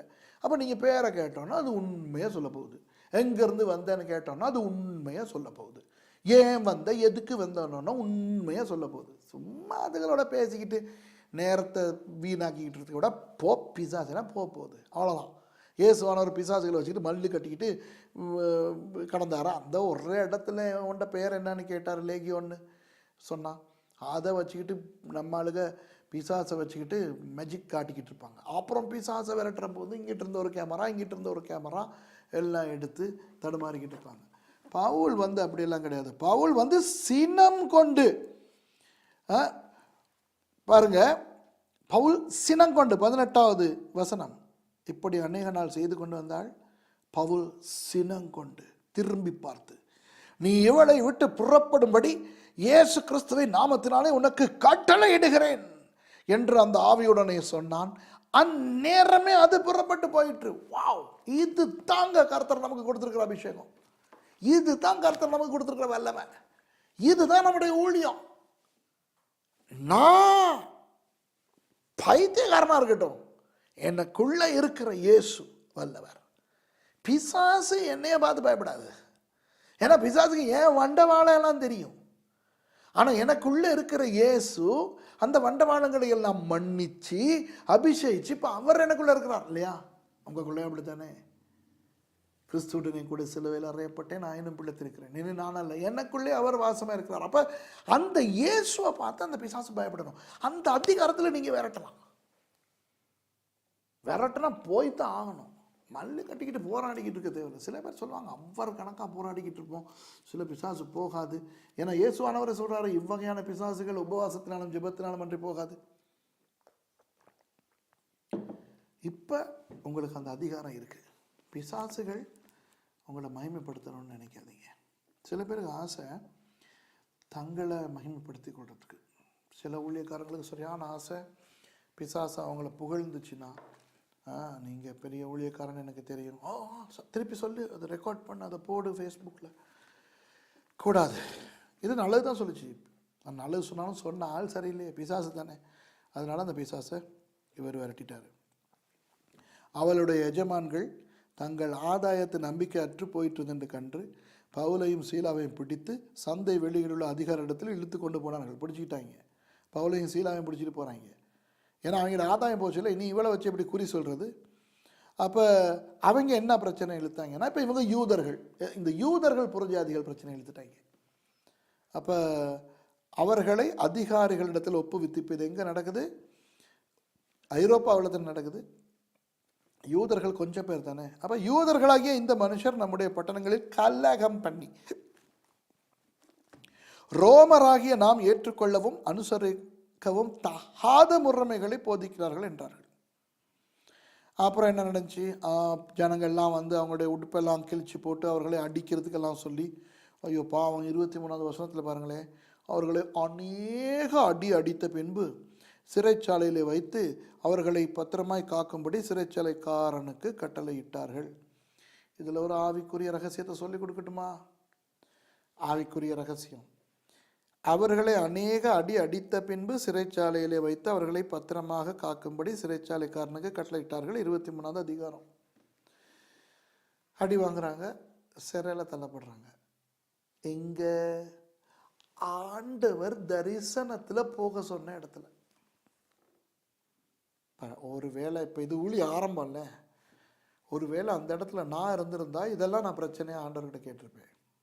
ஏன்னா என்னுடைய கொள்கை என்ன தெரியுமா? என்னுடைய கொள்கை, ஆண்டவர் சொல்லி நான் ஒரு இடத்துக்கு போனால் அந்த இடத்துல எனக்கு பிரச்சனையே வரக்கூடாது. ஆண்டவர் காட்டி நான் ஒரு சர்ச்சுக்கு போனேன்னா எனக்கு அந்த சர்ச்சில் பிரச்சனையே வரக்கூடாது. ஆண்டவர் காட்டி நான் ஒரு பைபிள் ஸ்கூலுக்கு படிக்க போனேன்னா அந்த பைபிள் ஸ்கூலில் எனக்கு பிரச்சனையே வரக்கூடாது. ஆண்டவர் காட்டி நான் ஒரு நாட்டுக்கு ஊழியத்துக்கு போனேன்னா அந்த நாட்டில் உள்ளவங்க யாரும் என்னை திட்ட முடியாது. ஏன்? ஆண்டவர் காட்டி நான் போனால் எல்லாம் நல்லா தான் நடக்கணும். அப்போ நான் அந்த இடத்துல இருந்திருந்தேன்னா சிறைச்சாலையில் வச்சு ஆண்டவர்கிட்ட 4 கேள்வி கேட்டிருப்பேன். நான் தான் ஏன் நான் அடி வாங்க போகின்றேன் என்று தெரிந்து ஏன் இங்கே என்னை வர சொன்னீர்? இப்போ முதலாவது மிஷனரி ஊழியத்தில் அடி வாங்கலை. அப்போ 2வது மிஷனரி ஊழியத்தில் மக்கேதோனியாவுக்கு வான்னு தரிசனத்தில் ஒருத்தன் வந்தானே கூப்பிட்றான். அப்போ பிலிப்பி எங்கே இருக்குது? மக்கேதோனியாவில் உள்ள ஒரு பட்டணம் தானே, இது ஐரோப்பா தானே. அப்போது அங்கே வந்து நல்ல காரியம் எல்லாம் வேற நடக்குது, பிசாசு ஓடிடுது. அப்போ அது பெரிய விஷயம். ஜனங்க ரசிக்கப்படுறாங்க, லிதியா குடும்பத்தோடு ரசிக்கப்படுது. ஆனால் திடீர்னு இவங்க பிடிச்சி அடிக்கிறாங்க. அப்போ பிசாசை விரட்டுற வல்லமை எனக்கு இருக்குது, சுவிசேஷம் அறிவித்து ஜனங்களை ரட்சிப்புகளை கொண்டுற வல்லமை எனக்கிட்ட இருக்குது. அப்போ ஏன் ஆண்டவர் இந்த அடியிலிருந்து சிறையிலிருந்து என்னை காப்பாற்றவில்லை? கேள்வி கேட்கலாம் இல்லையா? அநேகமாக அதனால தான் ஆண்டவர் என்னை அங்கே வைக்கல போல இருக்குது, இந்த பவுலை வச்சுட்டார். அவங்க என்ன நினைக்கிறாங்க தெரியுமா? அந்த பேதுரு யோவானெல்லாம் நினச்ச மாதிரி என்னது, கர்த்தருக்காக அடி வாங்குறது ஒரு பெருமையாக நினைக்கிறாங்க அவங்க. அந்த ஒரு ஒரு ஒரு ஆவி, அந்த ஒரு கிருவை அவங்களுக்கு இருக்குது. அப்போ நீங்கள் பார்த்தீங்கன்னா சிறையில் போட்டாச்சு இல்லை, எப்படிப்பட்ட சிறை தெரியுமா? 24வது வசனம், அவன் எப்படிப்பட்ட கட்டளை பெற்று அந்த சிறைச்சாலை காவலன் அவர்களை உட்காவல் அறையிலே அடைத்து, ரொம்ப உள்ளுக்கு அந்த ரொம்ப கெட்டவங்க வைப்பாங்களே அந்த இடத்துல வச்சு அவர்கள் கால்களை தொழுமரத்தில் மாட்டி வைத்தான். என்ற தெய்வமே, கையை இப்படி மாட்டிட்டு கால் ரெண்டையும் இப்படி மேலே வச்சு அதையும் மாட்டி, அப்போ இவங்களுக்கு ஒன்றும் செஞ்சுக்கிறாங்க, இப்படி கையும் செயின் சங்கிலி போட்டு கட்டி காலும் இப்படி உயர்த்தி கட்டி, ஐயோ மூச்செடுக்கவே கஷ்டமாக இருக்கும். அந்த மாதிரி ஒரு நிலையில் இருந்தான். நடு ராத்திரியிலே 25வது வசனம், பவுலும் சீலாவும் ஜெபம் பண்ணி தேவனை துதித்து பாடினார்கள். என்ற தெய்வமே, என்ன ஐயா இது? நடு ராத்திரியில் இதுக்கு ரெண்டும் புலம்பிக்கிட்டு திட்டிக்கிட்டு இருக்காம பாடிக்கிட்டு இருக்குது. யோசிங்க, இது நானும் இன்னொரு ஆளுமா இருந்தா, அந்த இன்னொரு ஆள் நல்லா இருந்திருந்தாலும் நான் கெடுத்திருப்பேன் அவனை, நான் அவனை போட்டு குழப்பியிருப்பேன். இதுக்கு ஆண்டவர் தரிசனத்தை கொடுத்து எங்களை இங்கே கொண்டு வந்தாரு, ஏன் ஆண்டவர்? அப்போ அந்த தரிசனம் வந்தது ஆண்டவர்கிட்ட இருந்திருக்காது, அது சும்மா பிசாசு கொடுத்த தரிசனமாக இருந்திருக்கும். ஏன் ஆண்டவர் எங்களை காப்பாற்றலை? அப்படியான நான் புலம்பியே என்னோட வந்த அந்த சீலாவையும் குழப்பியிருப்பேன். ஆனால் இவங்க ரெண்டு பேரும் இப்படி கையெல்லாம் இப்படி கட்டி காலையும் தொழுமரத்தில் மாட்டி இப்படி தலைக்கீழ கிடந்துக்கிட்டு, தலைக்கீழனா தலைக்கீழ இல்லை, இந்த தொட்டில் மாதிரி இப்படி கிடந்துக்கிட்டு, அது வசதி. தொட்டில்னோடனே நினைக்காதீங்க ரொம்ப வசதி, வலிக்கும். இப்படி சங்கிலிகளில் கையையும் கட்டி காலையும் தொழுமரத்தில் மாட்டி அசையலாது கர்த்தரை துதிச்சு பாடுறாங்கன்னா என்ன ஒரு ஆவிக்குரிய சமாதானம் அவங்க கிட்ட இருந்திருக்கும். எப்படி ஊழியக்காரங்கன்னு பாருங்க, பவுலும் சீலாவும் அவ்வளோ அடி வாங்கினா எவ்வளோ. ஆமாம், எல்லாம் வந்து என்ன நோட்டி, நீங்கள் இப்படி ஊழியம் பண்ணக்கூடாது, நீங்கள் யூதர்கள் எங்களை கலகம் பண்ணுறீங்க, இப்படி அடிச்சிருப்பாங்க. அநேக அடிக்கும் போது அவன் சாத்துன்னு சாத்திருப்பான். அந்த அடியெல்லாம் வாங்கி கண்ணெல்லாம் இது கருப்பாக நீளமாகி ஒட்டமெல்லாம் சும்மா இப்படி வலிச்சிருந்துருக்கும். அதில் வேற கொண்டாந்து இந்த சங்கிலியில் கட்டி வச்சுக்கிட்டு இருக்கும்போது இவங்க என்ன பண்ணுறாங்களாம், தேவனை துதித்து பாடினார்கள். உண்மையை சொல்கிறேன், இந்த நிலைமையில நான் இன்னும் இல்லை. உண்மையை சொல்கிறேன், 31 வருஷம் ஊழியம் தான். எனக்கும் எத்தனையோ போராட்டங்கள் வந்துச்சு தான், உபத்திரவங்கள் வந்துச்சு தான், என்னையும் சிறையில் போட்டாங்க தான், வழக்கு கோடு நாடுனெல்லாம் போனேன் தான், என்னையே கொள்றதுக்கு வந்தாங்க தான். ஆனால் இந்த அளவு இல்லை.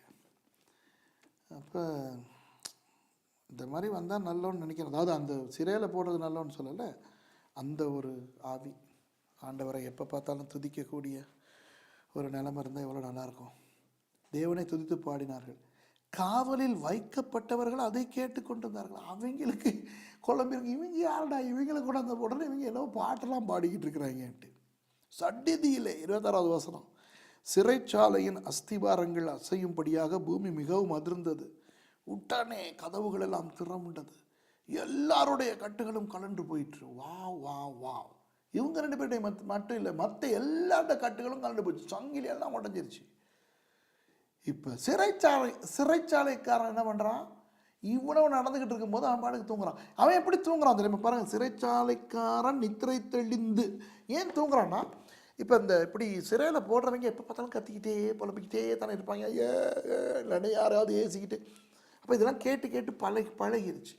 அதனால் அவன் கணக்கெடுக்கலாம், அவன் படுத்து தூங்கினான். இப்போ தான் தூக்கத்தை விட்டு எழும்புனா சிறைச்சாலையின் கதவுகள் திறந்திருக்கிறதை கண்டு கட்டுண்டவர்கள் ஓடி போனார்கள் என்று எண்ணி பட்டயத்தை உருவி தன்னை கொலை செய்து கொள்ள போனான். ஏன் இப்போ இது வந்து ஒரு ரோம பட்டணம்னு பார்த்தோமா இல்லையா? முதல்ல என்ன பார்த்தீங்க நீங்கள்? 21வது வசனத்தில் ரோமராகிய நாம், அப்போ ரோம பட்டணம், அப்போ ரோம சிறைச்சாலை, அப்போ ரோம சிறைச்சாலை, ரோமர்கள்னா ரோமர்களுடைய சட்டம் என்னன்னு நம்ம புரிஞ்சுக்கிறோம். ரோமர்களுடைய சிறைச்சாலையில் ஒரு ஆளை போட்டால் அந்த சிறைச்சாலை காவலன் இருக்கா இல்லையா, அதிகாரி, அவர் தான் பொறுப்பு. இவங்க யாரும் தப்பி போகக்கூடாது அப்படிங்கிறதுக்கு. பூமி அதிர்ச்சியோ இடியே விழுந்தாலும் இந்த சிறை கைதிகள் யாராவது தப்பிட்டாங்கன்னா ரோம அரசாங்கம் என்ன செய்யும் தெரியுமா? அந்த சிறைச்சாலை அதிகாரிய மட்டும் அல்ல, சிறைச்சாலைக்காரன்னு தமிழில் சொல்லியிருக்குது, சிறைச்சாலைக்காரன் மாத்திரமல்ல, அவன் முழு குடும்பத்தையும் கொள்வாங்க. பொண்டாட்டி புள்ளக்குட்டி எல்லாரையும் கொள்வாங்க. இது ரோம சட்டம். கைதிகள் தப்பிட்டா சிறைச்சாலைக்காரன் மாத்திரமல்ல, அவனுடைய முழு குடும்பமும் கொலை செய்யப்பட வேண்டும். இது ரோம சட்டம். அப்ப இவன் ஏன் தன்னை குத்திக்கிட்டு சாக பார்க்குறான்னா, ஐயோ கதவெல்லாம் திறந்தாச்சு, இப்போ எல்லா கைதிகளும் ஓடி போயிருப்பாங்க, இப்போ ரோம அரசாங்கம் என்னையும் என் குடும்பத்தை எல்லாரையும் தானே கொல்ல போகிறாங்க, ஆனால் நான் என்னையே குத்திக்கிட்டு கொண்டுட்டேன்னா அதோட என் குடும்பமாவது தப்பிருமே அப்படிங்கிறதுனால தான் இவர் தன்னை குத்திக்கிட்டு சாக பார்த்தார். பவுல் மிகுந்த சத்தமிட்டு 28வது வசனம், நீ உனக்கு கெடுதி ஒன்றும் செய்து கொள்ளாதே, நாங்கள் எல்லாரும் இங்கே தான் இருக்கிறோம் என்றான். புரியுதா? நாங்கள் எல்லாம் இங்கே தான் இருக்கிறோம்ப்பா, உடனே நீ எதுவும் கெடுதி செய்து கொள்ளாதேன்ட்டு. அப்பொழுது அவன் தீபங்களை கொண்டு வர சொல்லி உள்ளே ஓடி நடுநடுங்கி பவுலுக்கும் சீலாவுக்கும் முன்பாக விழுந்து அவர்களை வெளியே அழைத்து வந்து, ஆண்டவமாரே ரட்சிக்கப்படுவதற்கு நாம் என்ன செய்ய வேண்டும் என்றான். இப்போ அன்பானவர்களே, வழக்கம் போல் நான் ஒரு குழப்பத்தை உங்களுக்குள்ள உண்டு பண்ண போகிறேன். பாஸ்டர் சுரேஷ் படித்து கொடுத்தா ஏதாவது ஒரு குழப்பம் கட்டாயம் வரத்தான் செய்யும். இதுக்கு காரணம் என்னன்னா, நான் மூலமொழிக்கு போவேன், அந்த சரித்திரத்துக்கு போவேன், அவன் அந்த இடத்துல என்னத்தை சொன்னான்னு சொல்லி கொடுப்பேன், அந்த பின்னணியை சொல்லி கொடுப்பேன். கடைசியில் பார்த்தா நம்ம காலாகாலமாக நம்பி நினச்சிக்கிட்டு வந்ததை விட அது கொஞ்சம் வித்தியாசமாக இருக்கும். கொஞ்சம் இல்லை, ரொம்ப வித்தியாசமாக இருக்கும். அப்படி தானே? இதனால நான் நிறைய பேர்கிட்டால மொத்தம் வாங்கிக்கிட்டு இருக்கிறேன். எதையாவது நான் சொல்ல போய் அப்புறம் அவங்க காலாகாலமாக நம்பிக்கிட்டு வந்ததை விட இது வித்தியாசமாக இருக்கணும்னு என்னைய பயங்கரமாக திட்டுவாங்க. இனி திட்டு வாங்கிறதுக்கு பயந்து அல்லது விருப்பம் இல்லாமல் உண்மையை மறைக்கிறதா, அல்லது சிலர் திட்டத்தான் செய்வாங்க, பலர் உண்மையை புரிஞ்சுக்கிடுவாங்கங்கிற அந்த நம்பிக்கையில் திட்டவன் திட்டுன்ட்டு சொல்லி கொடுக்குறதா, இப்படி ஒரு இக்கட்டான ஒரு சூழ்நிலை. ஆனால் இப்போ இந்த பாடம் நான் mount Carmel YouTube Bible college மாணவ மாணவிகளுக்கு தானே நான் சொல்லி கொடுக்குறேன். அப்போ நீங்கள் அதில் மாணவ மாணவியாக இல்லாட்டியும் நீங்கள் படிக்கலாம் தானே. அதனால் நான் உள்ளதை சொல்லிக் கொடுக்க போகிறேன், உள்ளதை நான் சொல்லிக் கொடுக்க போகிறேன். ஏற்றுக்கொள்ள விருப்பம்னா ஏற்றுக்கொள்ளுங்க, நீங்கள் ஏற்றுக்கொள்ள கஷ்டம்னா விட்டுருங்க. இது ஒன்றும் அந்த 16 மூல உபதேசத்தில் ஒன்றும் இல்லை. அதனால் இதை நீங்கள் ஏற்றுக்கொள்ளலைன்னா என்னைய கள்ள உபதேசின்னு சொல்லக்கூடாது. நீங்கள் ஏற்றுக்கொள்ளலைங்கிறதுக்காக நான் உங்களையும் கள்ள உபதேசின்னு சொல்ல மாட்டேன். ஏற்றுக்கொண்டால் உங்களுக்கும் சரி எனக்கும் சரி, நம்ம சமாதானமாக வாழ்க்கையை கொண்டு போகலாம். ஏற்றுக்கொள்ளலைன்னா உங்களுக்கு என் மேலே கொஞ்சம் கவலை வரும், கோபம் வரும், எனக்கும் உங்களை மேலே கவலை வரும். அது கவலை கோபம் ரெண்டோடையே விட்டுருவோம். மற்றபடி இதில் நீங்கள் என்னையோ நான் உங்களையோ கள்ள உபதேசின்னு சொல்லிக்கிற வேண்டிய அவசியம் இல்லை. என்னென்னா, இந்த தமிழில் இருக்கிற சொல்னால தான் இந்த வசனத்தை நம்ம தப்பாக புரிஞ்சுக்கிட்டு இருக்கோம். என்ன தெரியுமா? பவுலடியார் சொல்கிறாரு 31வது வசனத்தில், அதற்கு அவர்கள், கர்த்தராகிய இயேசு கிறிஸ்துவை விசுவாசி, அப்பொழுது நீயும் உன் வீட்டாரும் ரட்சிக்கப்படுவீர்கள் என்று சொல்லி அவனுக்கும் அவன் வீட்டில் இருந்த யாவருக்கும் கர்த்தருடைய வசனத்தை போதித்தார்கள். அப்போ இவன் கேட்குறானா, ஆண்டவன் மாதிரி ரட்சிக்கப்படுவதற்கு நான் என்ன செய்ய வேண்டும்? 30வது வசனம். நம்ம என்ன நினச்சிக்கிட்டு இருக்கோம்? ரட்சிப்பு, இந்த இயேசுவை ஏற்றுக்கொள்றதன் மூலம் நமக்கு கிடைக்கிது ரட்சிப்பு. அதை இவன் கேட்குறான்னு நாங்கள் நினைக்கிறோம், நம்ம நினச்சிக்கிட்டு இருக்கிறோம். அவங்க சொல்கிற பதிலை என்ன நினச்சிக்கிட்டு இருக்கோம்? கர்த்தராகிய இயேசு கிறிஸ்துவை விசுவாசி, அப்பொழுது நீயும் உன் வீட்டாரும் ரட்சிக்கப்படுவீர்கள் என்று சொல்கிறத, நீ இயேசுவை விசுவாசிச்சா நீயும் உன் குடும்பமும் ரட்சிக்கப்படும் அப்படின்னு சொல்கிறதாங்க நம்ம நினச்சிக்கிட்டு இருக்கோம். ஏன்னா அதுக்கு அடுத்து வாரது என்ன வருதுன்னா, பாருங்க, அவனுக்கும் அவன் வீட்டில் இருந்த யாவருக்கும் கர்த்தருடைய வசனத்தை போதித்தார்கள் தானே அடுத்தது வருது. அப்போ இந்த கர்த்தருடைய வசனத்தை போதிக்கிறது, இயேசுவை ஏற்றுக்கொள்வது, அதன் மூலம் பாவ மன்னிப்பாகிய ரட்சிப்பு வர்றது, இதுகளை பற்றி பேசுகிறாங்கன்னு நினச்சிக்கிறோம். அதான் நம்ம விட்ட தவறு. அப்படி இருந்தாலும் இருக்கட்டும், அது பிரச்சனையே கிடையாது. ஆனால் அப்படி நடக்குதா? இன்னைக்கு எத்தனை பேர் ரட்சிக்கப்பட்டு அவங்களுடைய குடும்பம் ரட்சிக்கப்படாமல் இருக்கு? அவங்களுடைய குடும்பம் ரட்சிக்கப்படாமல் அப்படியே நிறைய பேர் செத்து போகிறத பார்க்குறோமே. இப்போ என் குடும்பத்தை நீங்கள் எடுங்க, என் குடும்பத்தை எடுத்தால் கூட என்னுடைய குடும்பத்திலையும் எல்லாருமே ரட்சிக்கப்படலையே. என் சொந்த குடும்பத்தை நீங்கள் எடுத்து பார்த்தா கூட நான் இந்த இடத்துல யார் எவருன்னு சொல்ல வேண்டிய அவசியம் கிடையாது. இப்போ நான் இயேசுவை ஏற்றுக்கொண்டது எப்போ? 79. இப்போ 2017 நிற்கிறோம். அப்போ 38 வருஷம், 38 வருஷமாக நான் ஆண்டவருடைய ஒரு கிறிஸ்தவனாக இருக்கிறேன்.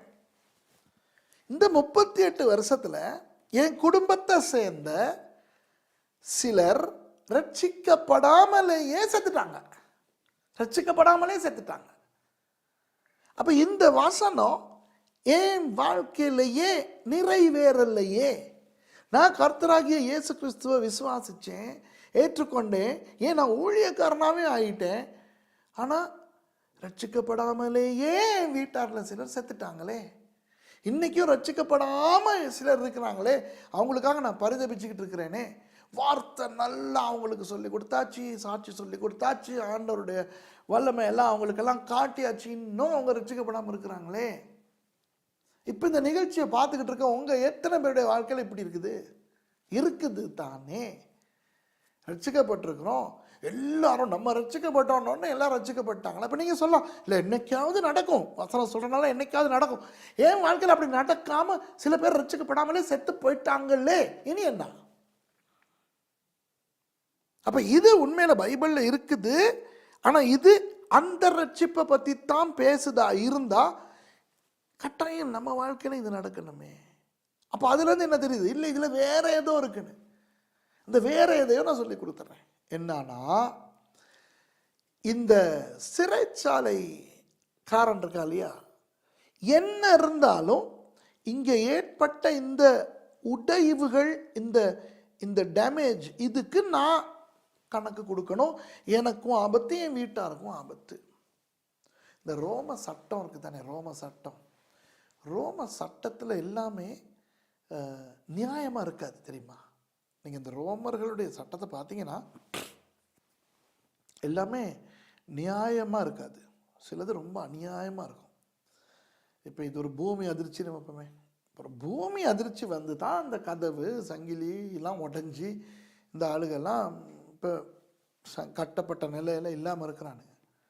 ஆனால் ரோம அரசாங்கம் என்ன தெரியுமா பண்ணும்? அடுத்த நாள் இப்படி சிறைச்சாலையில் உள்ளவங்களோட செயின் எல்லாம் உடஞ்சி போச்சு, சங்கிலியெல்லாம் உடஞ்சி போச்சு, கதவெல்லாம் உடஞ்சி போச்சுன்னா அவ்வளோத்துக்கும் கணக்கு கொடுக்க வேண்டியது அந்த சிறைச்சாலைக்காரனும் அவன் குடும்பமும். அப்போ அதெல்லாத்தையும் செஞ்சு கொடுக்கணும், செலவழிக்கிறது இவன் சம்பளத்தில் தான் பிடிப்பாங்க. இந்த மாதிரி ரொம்ப அநியாயமான ஒரு அரசாங்கம் அந்த அரசாங்கம். ஒருவேளை இவனாவது ஒருத்தன் காணாமல் போயிருந்தான்னா இவனையும் கொண்டு இவன் பொண்டாட்டி பிள்ளைகளை கொள்வாங்க. பொண்டாட்டி பிள்ளைகளாம் ஒன்றுமே தெரியாது என்ன நடக்குதுன்ட்டு. அப்படிப்பட்ட ஒரு அரசாங்கம் தான் இந்த ரோம அரசாங்கம். அப்போ இப்போ இந்த முழு சிறைச்சாலையும் ஒட்டஞ்சி நொறுங்கி சங்கிலியெல்லாம் கீழே கிடக்குது, இரும்பு கதவெல்லாம் நெலிஞ்சி போய் கிடக்குது. அப்போ இந்த 2 பேரும் தானே என்னமோ பாட்டெல்லாம் பாடி என்னமோ பண்ணிக்கிட்டு இருந்தாங்க. அப்போ இவங்களால தான் என்னமோ ஒரு இது நடந்திருக்குன்னு தான் அவங்க காலில் தொபுகடின்னு விழுந்துட்டு இப்போ இவங்க தப்பி ஓடவும் இல்லையே, கதவெல்லாம் திறந்து சங்கிலியெல்லாம் இருந்தனால தப்பி ஓட இல்லையே. பவுல் தானே கத்தி சொல்கிறேன், ஏய் நீ உன்னைய கொண்டுக்கிறாத, நாங்கள் யாரும் போகலடி, நாங்கள்லாம் இங்கே தான் இருக்கிறோம். உடனே வந்து அவங்க காலில் தொபுகடின்னு விழுந்து இவன் என்ன கேட்குறான் தெரியுமா? உண்மையான கிரீக்கில், தமிழில் தானே ரட்சிப்புன்னு இருக்குது, உண்மையான கிரீக்கில் என்ன தெரியுமா கேட்குறான்? ஐயா நான் நான் தப்புறதுக்கு நான் என்ன செய்யணும், இப்படி ஆயிருச்சே, ரோமர்கள் கையில் இருந்து தப்புறதுக்கு நான் என்ன பண்ணணும். அதுக்கு பவுல் சொல்றாரு, மற்றவங்க பவுலும் சீலாவும் சேர்ந்து சொல்றாங்க, இங்கே பாரு, நாங்கள் இயேசுவை விசுவாசிச்சனால தான் இது நடந்துச்சு. நீயும் இயேசுவை விசுவாசிச்சனா இந்த காரியத்தின் நிமித்தம் நீயும் உன் குடும்பமும் ரோமர்களுடைய கையிலிருந்து காப்பாற்றப்படுவீர்கள். புரியுதா? சோட்டேரியா, காப்பாற்றப்படுவீர்கள். அதான் அந்த கிரேக்க சொல்லு சோட்டேரியா. நம்ம நினைக்கிறது அந்த பாவ மன்னிப்புக்குரிய ரட்சிப்பு. ரோமர்களுடைய ரட்சிப்புங்கிற தமிழ் சொல் கூட இது தமிழ் சொல் இல்லை தெரியுமா? இது ஒரு சமஸ்கிருத சொல். தமிழில் இரட்சிப்பு, ஏன்னா சின்ன ராணா போட மாட்டாங்களே ஈனா வராமல். உண்மையா ரக்ஷா, ரக்ஷா, ரக்ஷாங்கிறது ஒரு சமஸ்கிருத சொல். அதனுடைய அர்த்தம் என்னன்னா பாதுகாப்பு. ரக்ஷா, அதுதான் சிங்களத்தில் ஆரக்ஷா அப்படின்னு அப்படியே வந்திருக்குது. அதுதான் அந்த ரக்ஷா. தமிழ்ல ரக்ஷா இல்லையே, தமிழ்ல ஷா இல்லையே, ரக்ஷா இரக்ஷா. அப்ப அதை தமிழ்ல இரட்சிப்பு. இப்ப புரியுதா? இது தமிழ் சொல்லே கிடையாது. ரட்சிப்புங்கிறது ஒரு சமஸ்கிருத சொல்ல இருந்து வந்தது. அப்ப தமிழ்ல அந்த சோட்டேரியா அப்படிங்கிற கிரேக்க சொல்ல தமிழ்ல சொன்னோம்னா, இப்ப இது சமஸ்கிருத சொல் தானே, தமிழ்ல சொல்றதா இருந்தா பாதுகாப்பு. புரியுதா? பாதுகாப்பு அல்லது காப்பாற்றப்படுதல். காப்பாற்றப்படுதல். அப்ப கர்த்தராகிய இயேசு கிறிஸ்துவை நீ விசுவாசி, நீயும் உன் வீட்டாரும் இந்த ரோமர்கள் கிட்ட இருந்து பாதுகாக்கப்படுவீங்கிறத தான் பவுலடியார் சொன்னார். ஆனால் அதுவே ஒரு அற்புதமாக தான் இருக்க போகுது. ஏன்னா அவங்க உன்னைய தான் பிடிக்க போகிறாங்க, உன் சம்பளத்தில் தான் பிடிக்க போகிறாங்க. அதில் உனக்கும் வயிற்றுல அடி, உன் குடும்பத்துக்கும் வயிற்றுல அடி. ஆனால் நீ இயேசுவை விசுவாசி. இப்போ பார்த்தியா, இயேசுவை விசுவாசிச்சனால எனக்கும் எங்கட எல்லாருக்குமே விடுதலை கிடைச்சிருக்குது. பார்த்தியா? அதே இயேசுவை நீ விசுவாசி, நீயும் உன் வீட்டாரும் பாதுகாக்கப்படுவீங்க அப்படின்னு சொல்கிறாரு. அப்போ அதில் இயேசு கிறிஸ்துவை பற்றி சொன்னனால இவங்க நம்புற இயேசு கிறிஸ்துவை நம்ப ஆரம்பிச்சிட்டானா, உடனே தன் வீட்டு ஆட்களையும் இதில் சம்பந்தப்படுத்தி இயேசு கிறிஸ்துவை பற்றி கூடுதலாக தெரிஞ்சுக்கிற விரும்புகிறான். அடுத்த வசனத்தில் பார்க்குறோம், கர்த்தருடைய வசனத்தை போதித்தார்கள். அப்புறம் ராத்திரியிலேயே அந்நேரத்தில் தானே அவன் அவர்களை அழைத்து கொண்டு போய் அவர்களுடைய காயங்களை கழுவினான். அவனும் அவனுடையவர்கள் அனைவரும் உடனே ஞானஸ்நானம் பெற்றார்கள். அப்போ இவ்வளவும் உடனுக்குடன் நடக்கிறனால தான் நிறைய பேர் நினைக்கிறாங்க இவன் கேட்ட கேள்வி நம்ம நினைக்கிற அந்த ரட்சிப்பு சம்மந்தப்பட்டது, அதே மாதிரி இயேசுவை ஏற்றுக்கொள்றதை பற்றி சம்மந்தப்பட்டதுன்னு. இப்போ உங்களுக்கு புரிஞ்சிருச்சு இல்லையா? இப்போ நான் உள்ளதை சொல்லி கொடுத்துட்டேன். இப்போ நான் மூல மொழியிலேருந்து சொல்ல எடுத்து சமஸ்கிருதத்துக்கெல்லாம் போயிட்டு வந்துட்டு இந்த ரோம சட்டத்தெல்லாம் காட்டிட்டு உங்களுக்கு இந்த உண்மையாக நடந்தது சொல்லி கொடுத்துட்டேன். இதுக்கு பிறகும் நீங்கள் இல்லை, இது ரட்சிப்பை பற்றி தான் பேசுது, கர்த்தராகிய இயேசு கிறிஸ்துவை விசுவாசி அப்பொழுது நீங்கள் முன் வீட்டாரும் ரட்சிக்கப்படுவீர்கள், அப்படி தான் சொல்லப்பட்டிருக்குன்னு சொன்னால் பிரச்சனையே இல்லை. நீங்கள் அதை நம்பிட்டு போங்க, அதில் ஒன்றும் இல்லை. அது நல்ல, அப்படி ஒரு விசுவாசம் இருக்கிறது நல்லது தான். உண்மையில் அது நடக்குதா இல்லையாங்கிறது வேறொரு கதை. ஆனால் இப்போ நான் உங்களுக்கு உண்மையை சொல்லி கொடுத்துட்டேன். இது இந்த மூல உபதேசம் சம்மந்தப்பட்ட ஒரு சமாச்சாரம் இல்லை, அதனால் இதெல்லாம் பிரச்சனை கிடையாது. புரியுதா? அப்புறம் இப்படியே இவங்க எல்லாம் ரட்சிக்கப்படுறாங்க. அப்புறம் பொழுது விடிந்த பின்பு பாருங்கள், அப்போ ஞானஸ்நானம் எல்லாமே நடந்துருச்சு உடனே. அப்புறம் வீட்டுக்கெல்லாம் கூட்டிகிட்டு போயிட்டு அவங்கெல்லாம் சாப்பாடெல்லாம் கொடுத்து நல்லா தேவனெல்லாம் ஏற்றுக்கொள்கிறான். 35ஆம் வசனத்தில் நீங்கள் பார்த்தீங்கன்னா, பொழுது விடிந்த பின்பு பாருங்கள், கர்த்தராகிய இயேசு கிறிஸ்து விசுவாசி அப்பொழுது நீயும் முன் வீட்டாரும் பாதுகாக்கப்படுவீர்கள்னு அந்த சொன்னது பாருங்கள் எப்படி நிறைவேறுதுன்னு. 35ஆம் வசனத்தில், அந்த மனுஷரை விட்டு விடுங்கள் என்று சொல்ல அதிகாரிகள் சேவர்களை அனுப்பினார்கள். வா வா வா. அப்போ விசாரணை ஒன்றும் கிடையாது, ஒன்றும் பிரச்சனை கிடையாது. அதனால் சிறைச்சாலைக்காரன் பவுலுக்கு இந்த வார்த்தைகளை அறிவித்து, வா, உங்களை விடுதலையாக்கும்படிக்கு அதிகாரிகள் கட்டளை அனுப்பினார்கள், ஆகையால் நீங்கள் இப்பொழுது புறப்பட்டு சமாதானத்துறை போங்கள் என்றான். யாரும் வந்து சிறைச்சாலையை செக் பண்ணி பார்க்கல, உடஞ்சிக்கு இருக்கிறதெல்லாம் காணலை, சிறைச்சாலைக்காரனுக்கு பிரச்சனை ஒன்றுமே வரல. பார்த்தீங்களா, என்ன அழகாக ஆண்டவர் சமாளித்து இவங்களை அனுப்பிவிடுங்கன்னு தகவல் வந்துச்சு அப்படின்னு நம்ம பார்க்குறோம். ஆனால் 37ஆம் வசனத்தில் பவுல் கொஞ்சம் திமிரா வேலை செய்கிறாரு. பவுல் கொஞ்சம் ஒரு மாதிரி ஆள் தான். அவர் போன்னு சொன்னால் போயிருக்கலாம் தானே. 37ஆவது வசனத்தில் பாருங்கள். அதற்கு பவுல், ரோமராகிய எங்களை அவர்கள் நியாயம் விசாரியாமல் வெளியரங்கமாய் அடித்து சிறைச்சாலையில் போட்டார்கள், இப்பொழுது ரகசியமாய் எங்களை விடுதலை ஆக்குறார்களோ அப்படியார்களே, அவர்களை வந்து எங்களை வெளியே அழைத்து அனுப்பி விடட்டும் என்றார்கள். ஐயோ, இந்த பவுல்னா ஒரு சூப்பராக ஆளப்பா. அப்போ அவங்க சொல்லி அனுப்பிட்டாங்க, அனுப்புங்க, விட்டுருங்க. சிறைச்சாலைக்காரன் சொல்கிறார், தேங்க்யூ பாஸ்டர், போயிருங்க அப்படின்னு சொல்லும்போது அதெல்லாம் முடியாது. அவங்க பப்ளிக்கில் எங்களை அடித்தானுங்க, விசாரிக்காமல் அடித்தானுங்க, நாங்கள் ரோமர்கள். இந்த பாருங்கள், இந்த ரோம பிரஜைங்கிற ஒரு விஷயத்தை இவர் அடிக்கடி பயன்படுத்துவார். நான் பிறகு உங்களுக்கு காட்டுறேன். அடிக்கடி பயன்படுத்துவார் இவர். இப்போ சில நேரம் கர்த்தர் உலக பிரகாரமாக நமக்கு கொடுத்துருக்கிற சில விஷயங்களை தேவனுடைய நாம மகிமைக்காக பயன்படுத்துறதுல தப்பே இல்லை. இப்போ இந்த இடத்துல பவுல் பெருமையாக பேசுகிறாருன்னு நினைக்கிறீங்களா? இல்லை, பார்க்க கொஞ்சம் அப்படி தெரியுது, ஆனால் இல்லை. இவர் இந்த இடத்துலையும் தன்னுடைய ஒரு விஷயத்தை பயன்படுத்தி அவங்களுக்கும் சுவிசேஷத்தை அறிவிக்கிறதுக்கு பார்க்குறாரு. நாங்கள் ரோமர்கள், எங்களை சும்மா அடித்தாங்க, அதனால் அவங்களே வரட்டும் அப்படின்னு. 38ஆவது வசனம், சேவகர் இந்த வார்த்தைகளை அதிகாரிகளுக்கு அறிவித்தார்கள். ரோமராய் இருக்கிறார்கள் என்று அவர்கள் கேட்ட பொழுது பயந்து வந்து அவர்களுடனே தயவாய் பேசி அவர்களை வெளியே அழைத்து கொண்டு போய் பட்டணத்தை விட்டு புறப்பட்டு போகும்படி கேட்டு கொண்டார்கள். கொண்டாந்துட்டாரு பாருங்க, கால் அடிக்கி அடித்து அதிகாரம் போட்டி பண்ண சிறையில் என்ன பண்ணவங்கள கால் அடிக்கி கொண்டாந்துட்டாரு. அந்தப்படி அவர்கள் சிறைச்சாலையிலிருந்து புறப்பட்டு லீதியாள் இடத்துக்கு போய் சகோதரரை கண்டு அவர்களுக்கு ஆறுதல் சொல்லி போய்விட்டார்கள். அப்போ சில நேரம் நம்ம உலக பிரகாரமாக நமக்கு இருக்கிற சில அதிகாரங்கள், பதவிகள், பட்டங்கள், இதுகளை நம்ம சிலதுகளை பாவிச்சு கர்த்தருடைய நாமத்தை மகிமைப்படுத்த முடியும். அதாவது பப்ளிக்காக பிரசித்தமாக இவங்க எங்களை அவமானப்படுத்தினாங்க, சரி பிரசித்தமாக எங்களை எங்ககிட்ட மன்னிப்பு கேடு அப்படின்னு சொல்ல வைக்கிறதுல ஒன்றும் தப்பு நமக்கு தெரியலை. பாருங்கள், இதில் பவுலடியார் அப்படி அதை செய்கிறாரு. அப்போ சரி, இனி நம்ம பார்க்கலாம் 17ஆவது அதிகாரத்தில் இவங்க இங்கேருந்து வேறு இடத்துக்கு போகிறாங்க. இங்கே நமக்கெல்லாம் பரிச்சயமான இன்னொரு இடம் தெசலோனிக்கேக்கு இவங்க போகிறாங்க.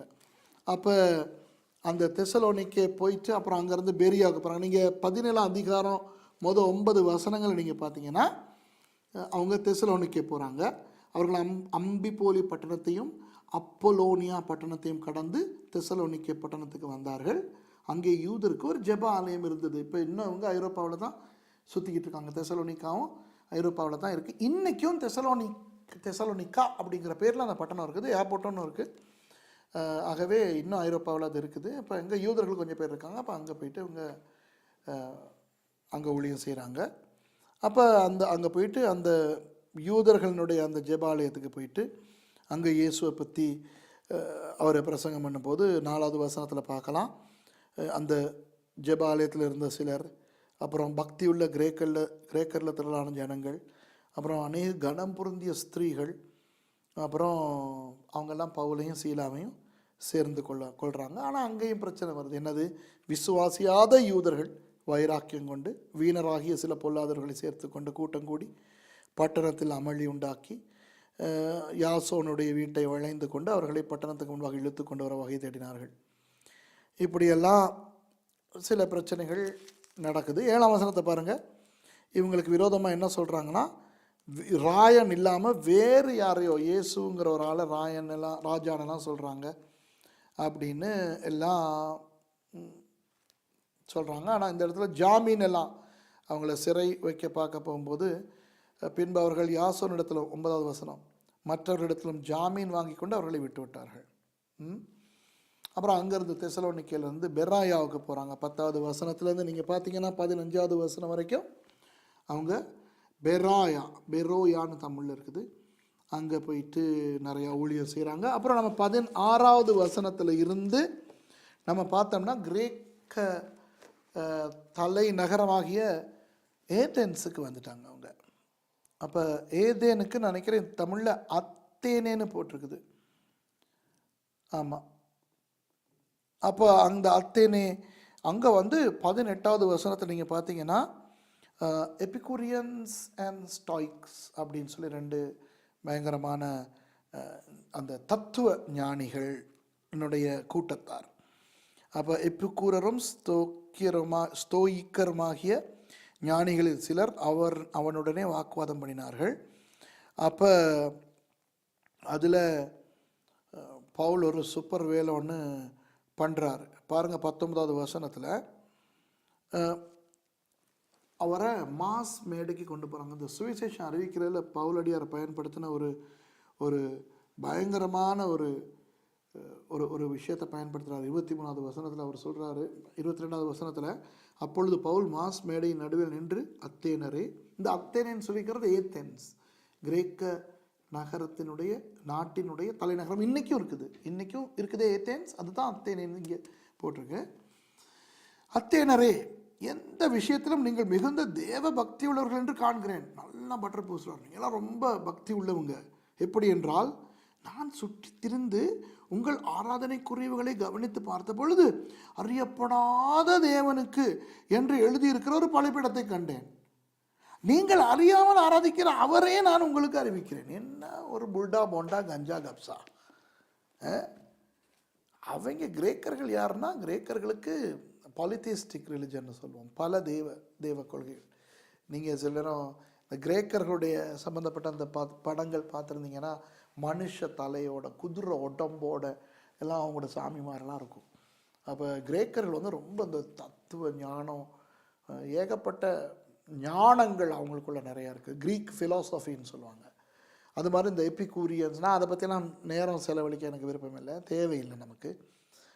ஞாஸ்டிசிசம்ங்கிறது வந்தது அங்கேருந்து தான். எபிகூரியன்ஸ், ஸ்டாய்க்ஸ் இவங்கெல்லாம் வந்தது அங்கேருந்து தான். அப்போ இவர் பவுல் சும்மா லேசுப்பட்ட ஆள் இல்லை, இவரும் பயங்கர ஞானி தானே. அப்போ இவர் பார்க்குறாரு, இவங்க அறியப்படாத தெய்வத்துக்குன்னு சொல்லி ஒரு பலிபீடம் இருக்குதான். அதை பார்த்து ஐயோ உங்களுக்கு இவ்வளோ காலம் தெரியாமல் இருக்குது ஒரு தெய்வம், அதை தான்ப்பா நான் உங்களுக்கு அறிவிக்க வந்திருக்கேன். பேர் அட்ரஸ் தெரியாமல் நீங்கள் கும்பிட்டுக்கிட்டு இருக்கீங்க இல்லையா, அந்த சாமி விட்டு பேர் அட்ரஸ் கொடுக்கறதுக்கு தான் நான் வந்தேன் அப்படிங்கிற மாதிரி இவர் அடிக்கிறார் ஒரு அடி. அதில் ஆண்டவரை பற்றி இவர் பேசி பெரிய அளவில் ஆண்டவர் வந்து அந்த ஜனங்களை ரட்சிப்புக்குள்ளே கொண்டு வராரு. அப்படியே அவங்க 34வது வசனத்தை பார்த்தீங்கன்னா, 33வது வசனத்தில் இப்படி இருக்க பவுல் அவர்களை விட்டு போய்விட்டான். அப்புறம் சிலர் அவனை பற்றி கொண்டு விசுவாசிகள் ஆனார்கள். அவர்களில் மாஸ் மேடையின் நியாயாதிபதிகள் ஒருவனாகிய தியோனீசியு என்பவனும் தாமரி என்னும் பேருள்ள ஒரு ஸ்திரீயும் இவர்களுடனே வேறு சிலரும் இருந்தார்கள். புரியுதோ? இப்போ 18வது அதிகாரத்துக்கு நீங்கள் வந்தீங்கன்னா, இந்த ஏத்தென்ஸை விட்டு பவுலடியார் இன்னொரு ரொம்ப பிரபலமான இடத்துக்கு போகிறாரு. எங்கே போகிறாரு? நமக்கெல்லாம் தெரிந்த கொரிந்து போகிறாரு. அதன் பின்பு பவுல் அத்தேனை பட்டணத்தை விட்டு கொரிந்து பட்டணத்துக்கு வந்து யூதர் எல்லாரும் ரோமாபுரியை விட்டு போகும்படி கிளவுதியூராயன் கட்டளையிட்டபடினால் இத்தாலியாவிலிருந்து புதிதாய் வந்திருந்த பொந்து தேசத்தானாகிய ஆக்கில்லா என்னும் நாமமுள்ள ஒரு யூதனையும் அவன் மனைவியாகிய பிரிஸ்கில்லாவையும் அங்கே கண்டு அவர்களிடத்துக்கு போனான். அவர்கள் கூடாரம் பண்ணுகிற தொழிலாளிகளாக இருந்தார்கள். தானும் அந்த தொழில் செய்கிறவனானபடியினாலே அவர்களிடத்தில் தங்கி வேலை செய்து கொண்டு வந்தான். ஓய்வு நாள் தோறும் அவன் ஜெபாலயத்திலே சம்பாஷணை பண்ணி யூதருக்கும் கிரேக்கருக்கும் புத்தி சொன்னான். இப்போ நமக்கு தெரியும் 18 மாதம் நம்ம பவுல் அங்கே தங்கியிருந்தார் கொரிந்தில். இந்த கொரிந்தை பற்றி நான் கொஞ்சம் சொல்லணும். கொரிந்து வந்து ஒரு பிரபலமான ஐரோப்பிய துறைமுகம். 2 துறைமுகங்கள் கொரிந்தில் 2 துறைமுகங்கள் இருந்துச்சு. அப்போ அங்கே வந்து கூடுதலான கிரேக்கர்கள், அந்நிய ஜாதிகள் இருந்தாருங்க, நிறைய யூதர்களும் இருந்தாங்க. அப்போ அந்த கிளாடியஸ் அப்படின்னு சொல்கிற ஒரு ராயன், கிளவுதியூராயன்னு தமிழில் சொல்லியிருக்குது, எம்பரர் கிளாடியஸ் என்னுடைய காலத்தில் ரோமாபுரியில் இருக்கிற யூதர்கள் எல்லாத்தையும் துரத்துனாங்க. அப்போ அந்த நேரத்தில் அகதிகளாக வந்தவங்க கொரிந்துக்கெல்லாம் வந்து வாழ்ந்தாங்க. ஏன்னா கொரிந்துங்கிறது அந்த காலத்தில் இந்த தெசலோனிக்கே, பிலிப்பி இந்த மாதிரி இடங்களை விட கொரிந்துங்கிறது யார் வேணாலும் போயிட்டு தொழில் செய்யக்கூடிய ஒரு இடம்.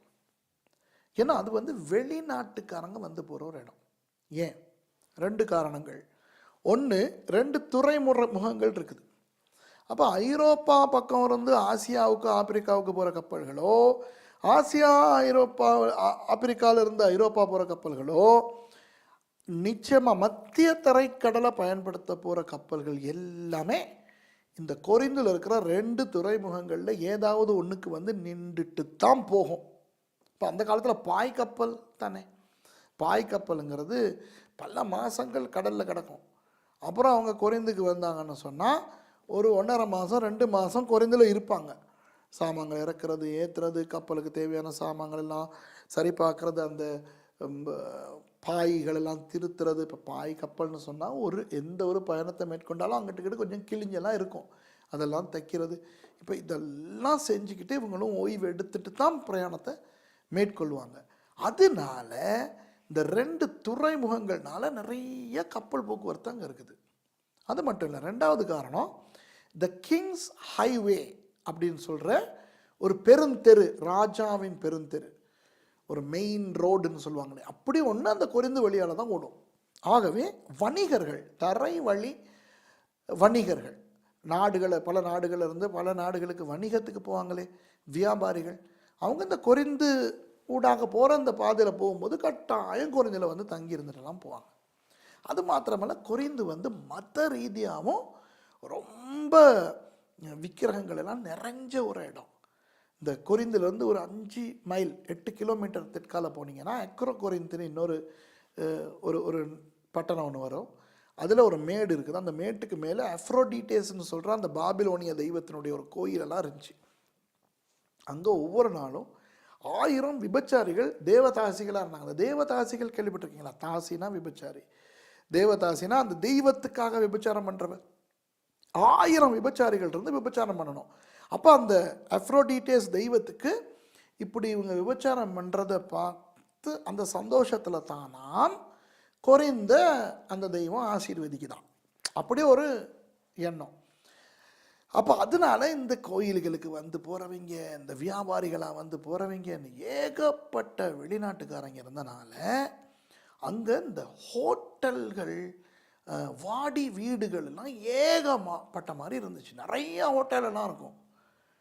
அப்போ ஒவ்வொரு காலத்துக்கு நிறைய கப்பல்கள், நிறைய வணிகர்கள் வந்துட்டாங்கன்னா ஹோட்டல்கள் எல்லாம் நிரம்பி வழியும். ஜனங்களுக்கு ஹோட்டல்கள்லாம் இடம் இல்லை. அப்போ என்ன செய்வாங்க, இந்த பெரிய பெரிய வீடுகள் வச்சுக்கிட்டு இருக்கிறவங்க இருக்காங்களே, அவங்க தங்களுடைய வீடுகளில் இருக்கிற சில அறைகளை கூட வாடகைக்கு விடுவாங்க.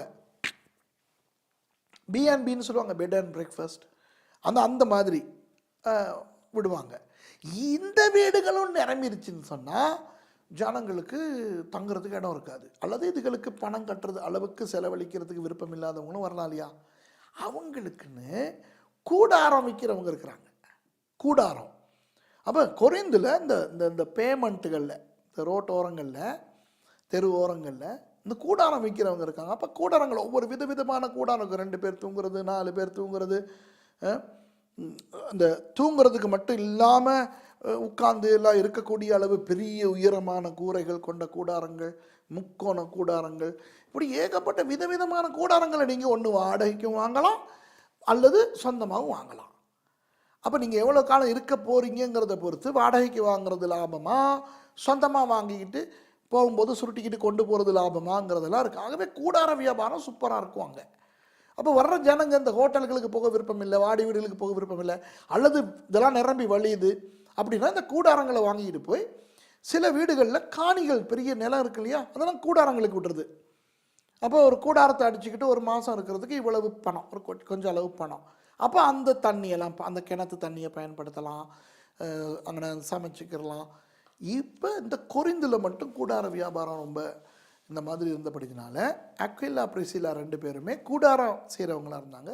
பவுலுக்கு இதுவும் ஒரு நல்ல கை வந்த கலை. 18 மாதம் அக்விலா பிரிசில்லாவோட பவுல் தங்கியிருந்து கொரிந்தில் ஊழியம் செய்யும்போது இவரும் கூடார தொழிலை செய்து அந்த வருமானத்தில் இவர் ஊழியத்தை செய்தார்.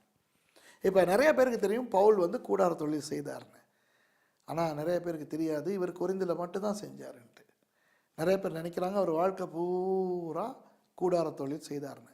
அன்பானவர்களே, அவர் தமஸ்குல ரட்சிக்கப்பட்டதுலேருந்து அப்புறம் 3 வருஷம் அவருக்கு அராபியாவுக்கு போய்ட்டு திரும்பி வந்து, அப்புறம் நம்ம பர்னபா அவரை பிடிச்சி முதலாவது மிஷனரி ஊழியத்துக்கெல்லாம் கொண்டு போயிட்டு வந்ததுக்கு பிறகு, அப்புறம் 2வது மிஷனரி ஊழியத்துக்கு சீலாவோடையும், அப்புறம் பிற்பாடு லூக்கா தீமோத்தேயு இவங்களெல்லாம் சேர்ந்து இவர் ஊழியம் செய்யும்போது இவ்வளவு காலம் இவர் செய்யாத ஒரு வேலையை கொரிந்தில் வச்சு செய்கிறார். பிலிப்பி பட்டணத்தில், தெசலோனிக்கே பட்டணத்தில், அத்தேனே பட்டணத்தில், அந்தியோகியாவில், அப்புறம் வேறு மக்கேதோனியா போன இடங்கள் எங்கேயுமே பவுலடியார் கூடார தொழில் செய்யலை. கொரிந்துல மட்டும்தான் செய்தார். இப்போ புரியுதா ஏன் கொரிந்துல மட்டும் செய்தாருன்னு? அங்கே மட்டும்தான் செய்ய முடியும். அப்படி செஞ்சுட்டு அங்கேருந்து 18 மாதத்துக்கு பிறகு போன பிறகும் அவர் கூடார தொழில் செய்யவில்லை. புரியுதா உங்களுக்கு? அப்படியே நம்ம பார்த்தோம்னா கொரிந்துல அவர் நடக்கிற நிறைய விஷயங்கள், நீங்கள் அங்கே நடக்கிற நிறைய விஷயங்களை நீங்கள் வாசித்து தெரிஞ்சு கொள்ளலாம். அப்புறம் நீங்கள் பார்க்கலாம் 18வது வசனத்தை பார்த்தா 18ஆம் அதிகாரம் 18வது வசனத்தில் நீங்கள் பார்க்கலாம், பவுல் அநேக நாள் அங்கே தரித்திருந்த பின்பு, நமக்கு தெரியும் இப்போ 18 மாதம்னு, சகோதரரிடத்தில் உத்தரவு பெற்றுக்கொண்டு தனக்கு ஒரு பிரார்த்தனை உண்டாயிருந்தபடினால் கெங்கிரேயா பட்டணத்தில் தலைச்சவரம் பண்ணிக்கொண்டு சீரியா தேசத்துக்கு போக கப்பல் ஏறினான். பிரிஸ்கில்லாவும் ஆக்கில்லாவும் அவனுடைய கூட போனார்கள். இப்போ இந்த வசனத்தை ஏன்னா அவங்களுக்கு வாசிச்சேன்னா, தனக்கு ஒரு பிரார்த்தனை உண்டாயிருக்கிறபடினால் அவர் தலைச்சவரம் பண்ணிக்கொள்கிறார். அப்போ இவர் கிறிஸ்தவர் தானே, அப்போஸ்தலர் தானே, ஊழியர் தானே. ஆகவே கிறிஸ்தவர்கள் பிரார்த்தனை பண்ணி மொட்டை போட்டுக்கிறலாமா அப்படிங்கிற ஒரு கேள்வி வருது இல்லை. நான் உங்களுக்கு மறுபடியும் ஞாபகப்படுத்துகிறேன். இவர் தீமோத்தேயுவுக்கு என்ன பண்ணார்? யூதர்கள் நிமித்தம் அவருக்கு இவர் விருத்த சேதனம் பண்ணார். இன்னொன்று நான் உங்களுக்கு சொல்லி கொடுத்தேன். என்னது? ஆரம்பத்திலேருந்தே சொல்லிக்கிட்டு வரேன். யூதர்களுக்கு மாத்திரம் யூதர்களாயும் இருந்து கொண்டு கிறிஸ்தவர்களாயும் இருக்கலாம். இப்போ பவுலுங்கிற நபர் வந்து ஒரு யூதன். யூதர்களுக்கு வேண்டுதல் செய்கிறது, தலை சவரம் பண்ணுறது, தலைமுடி வெட்டாமல் வளர்க்குறது, நசரேய விரதம், இப்படிலாம் இருக்குல்ல. அப்போ ஒரு யூதனாக பவுல் ஒரு வேண்டுதல் நிமித்தம் தலையை சவரம் பண்ணிக்கிறார். அந்த வேண்டுதல் என்னன்னு எங்களுக்கு தெரியாது, தெரிய தேவையும் இல்லை. தலை சவரம் பண்ணிக்கிறாருங்கிறது உண்மை. இப்போ நம்ம ஊழியக்காரர்களை பார்க்கும்போது ஒரு பேதுருவை, ஒரு மத்தேயுவை, ஒரு யாக்கோபை, ஒரு பவுலை நம்ம பார்க்கும்போது முழுக்க அவங்க கிறிஸ்தவர்கள் எங்களை மாதிரியே நம்ம பார்க்கவும் கூடாது. நாம் கிறிஸ்தவர்களால் நம்ம யூதர்கள் இல்லையே, இவங்க கிறிஸ்தவர்கள் ஆனால் யூதர்கள். அப்போ இவங்களுக்கு நமக்கு மாதிரி புதிய ஏற்பாட்டின் 27 புத்தகங்களும் இன்னும் வரலையே. இவங்க இன்னும் பழைய ஏற்பாட்டைத்தானே வேதமாக வச்சுக்கிட்டு இருக்கிறாங்க. பவுல் கூட இந்த நாட்களில் இவருடைய இந்த மிஷனரி பயணங்களின் போது அங்கங்கே வச்சு அவர் எழுதுறாரு. சிலதுகள் தேவனுடைய வார்த்தையாகவே எழுதியிருக்கிறாரு. ஆனால் இன்னும் அது தேவனுடைய பைபிள்னு வரவே இல்லையே.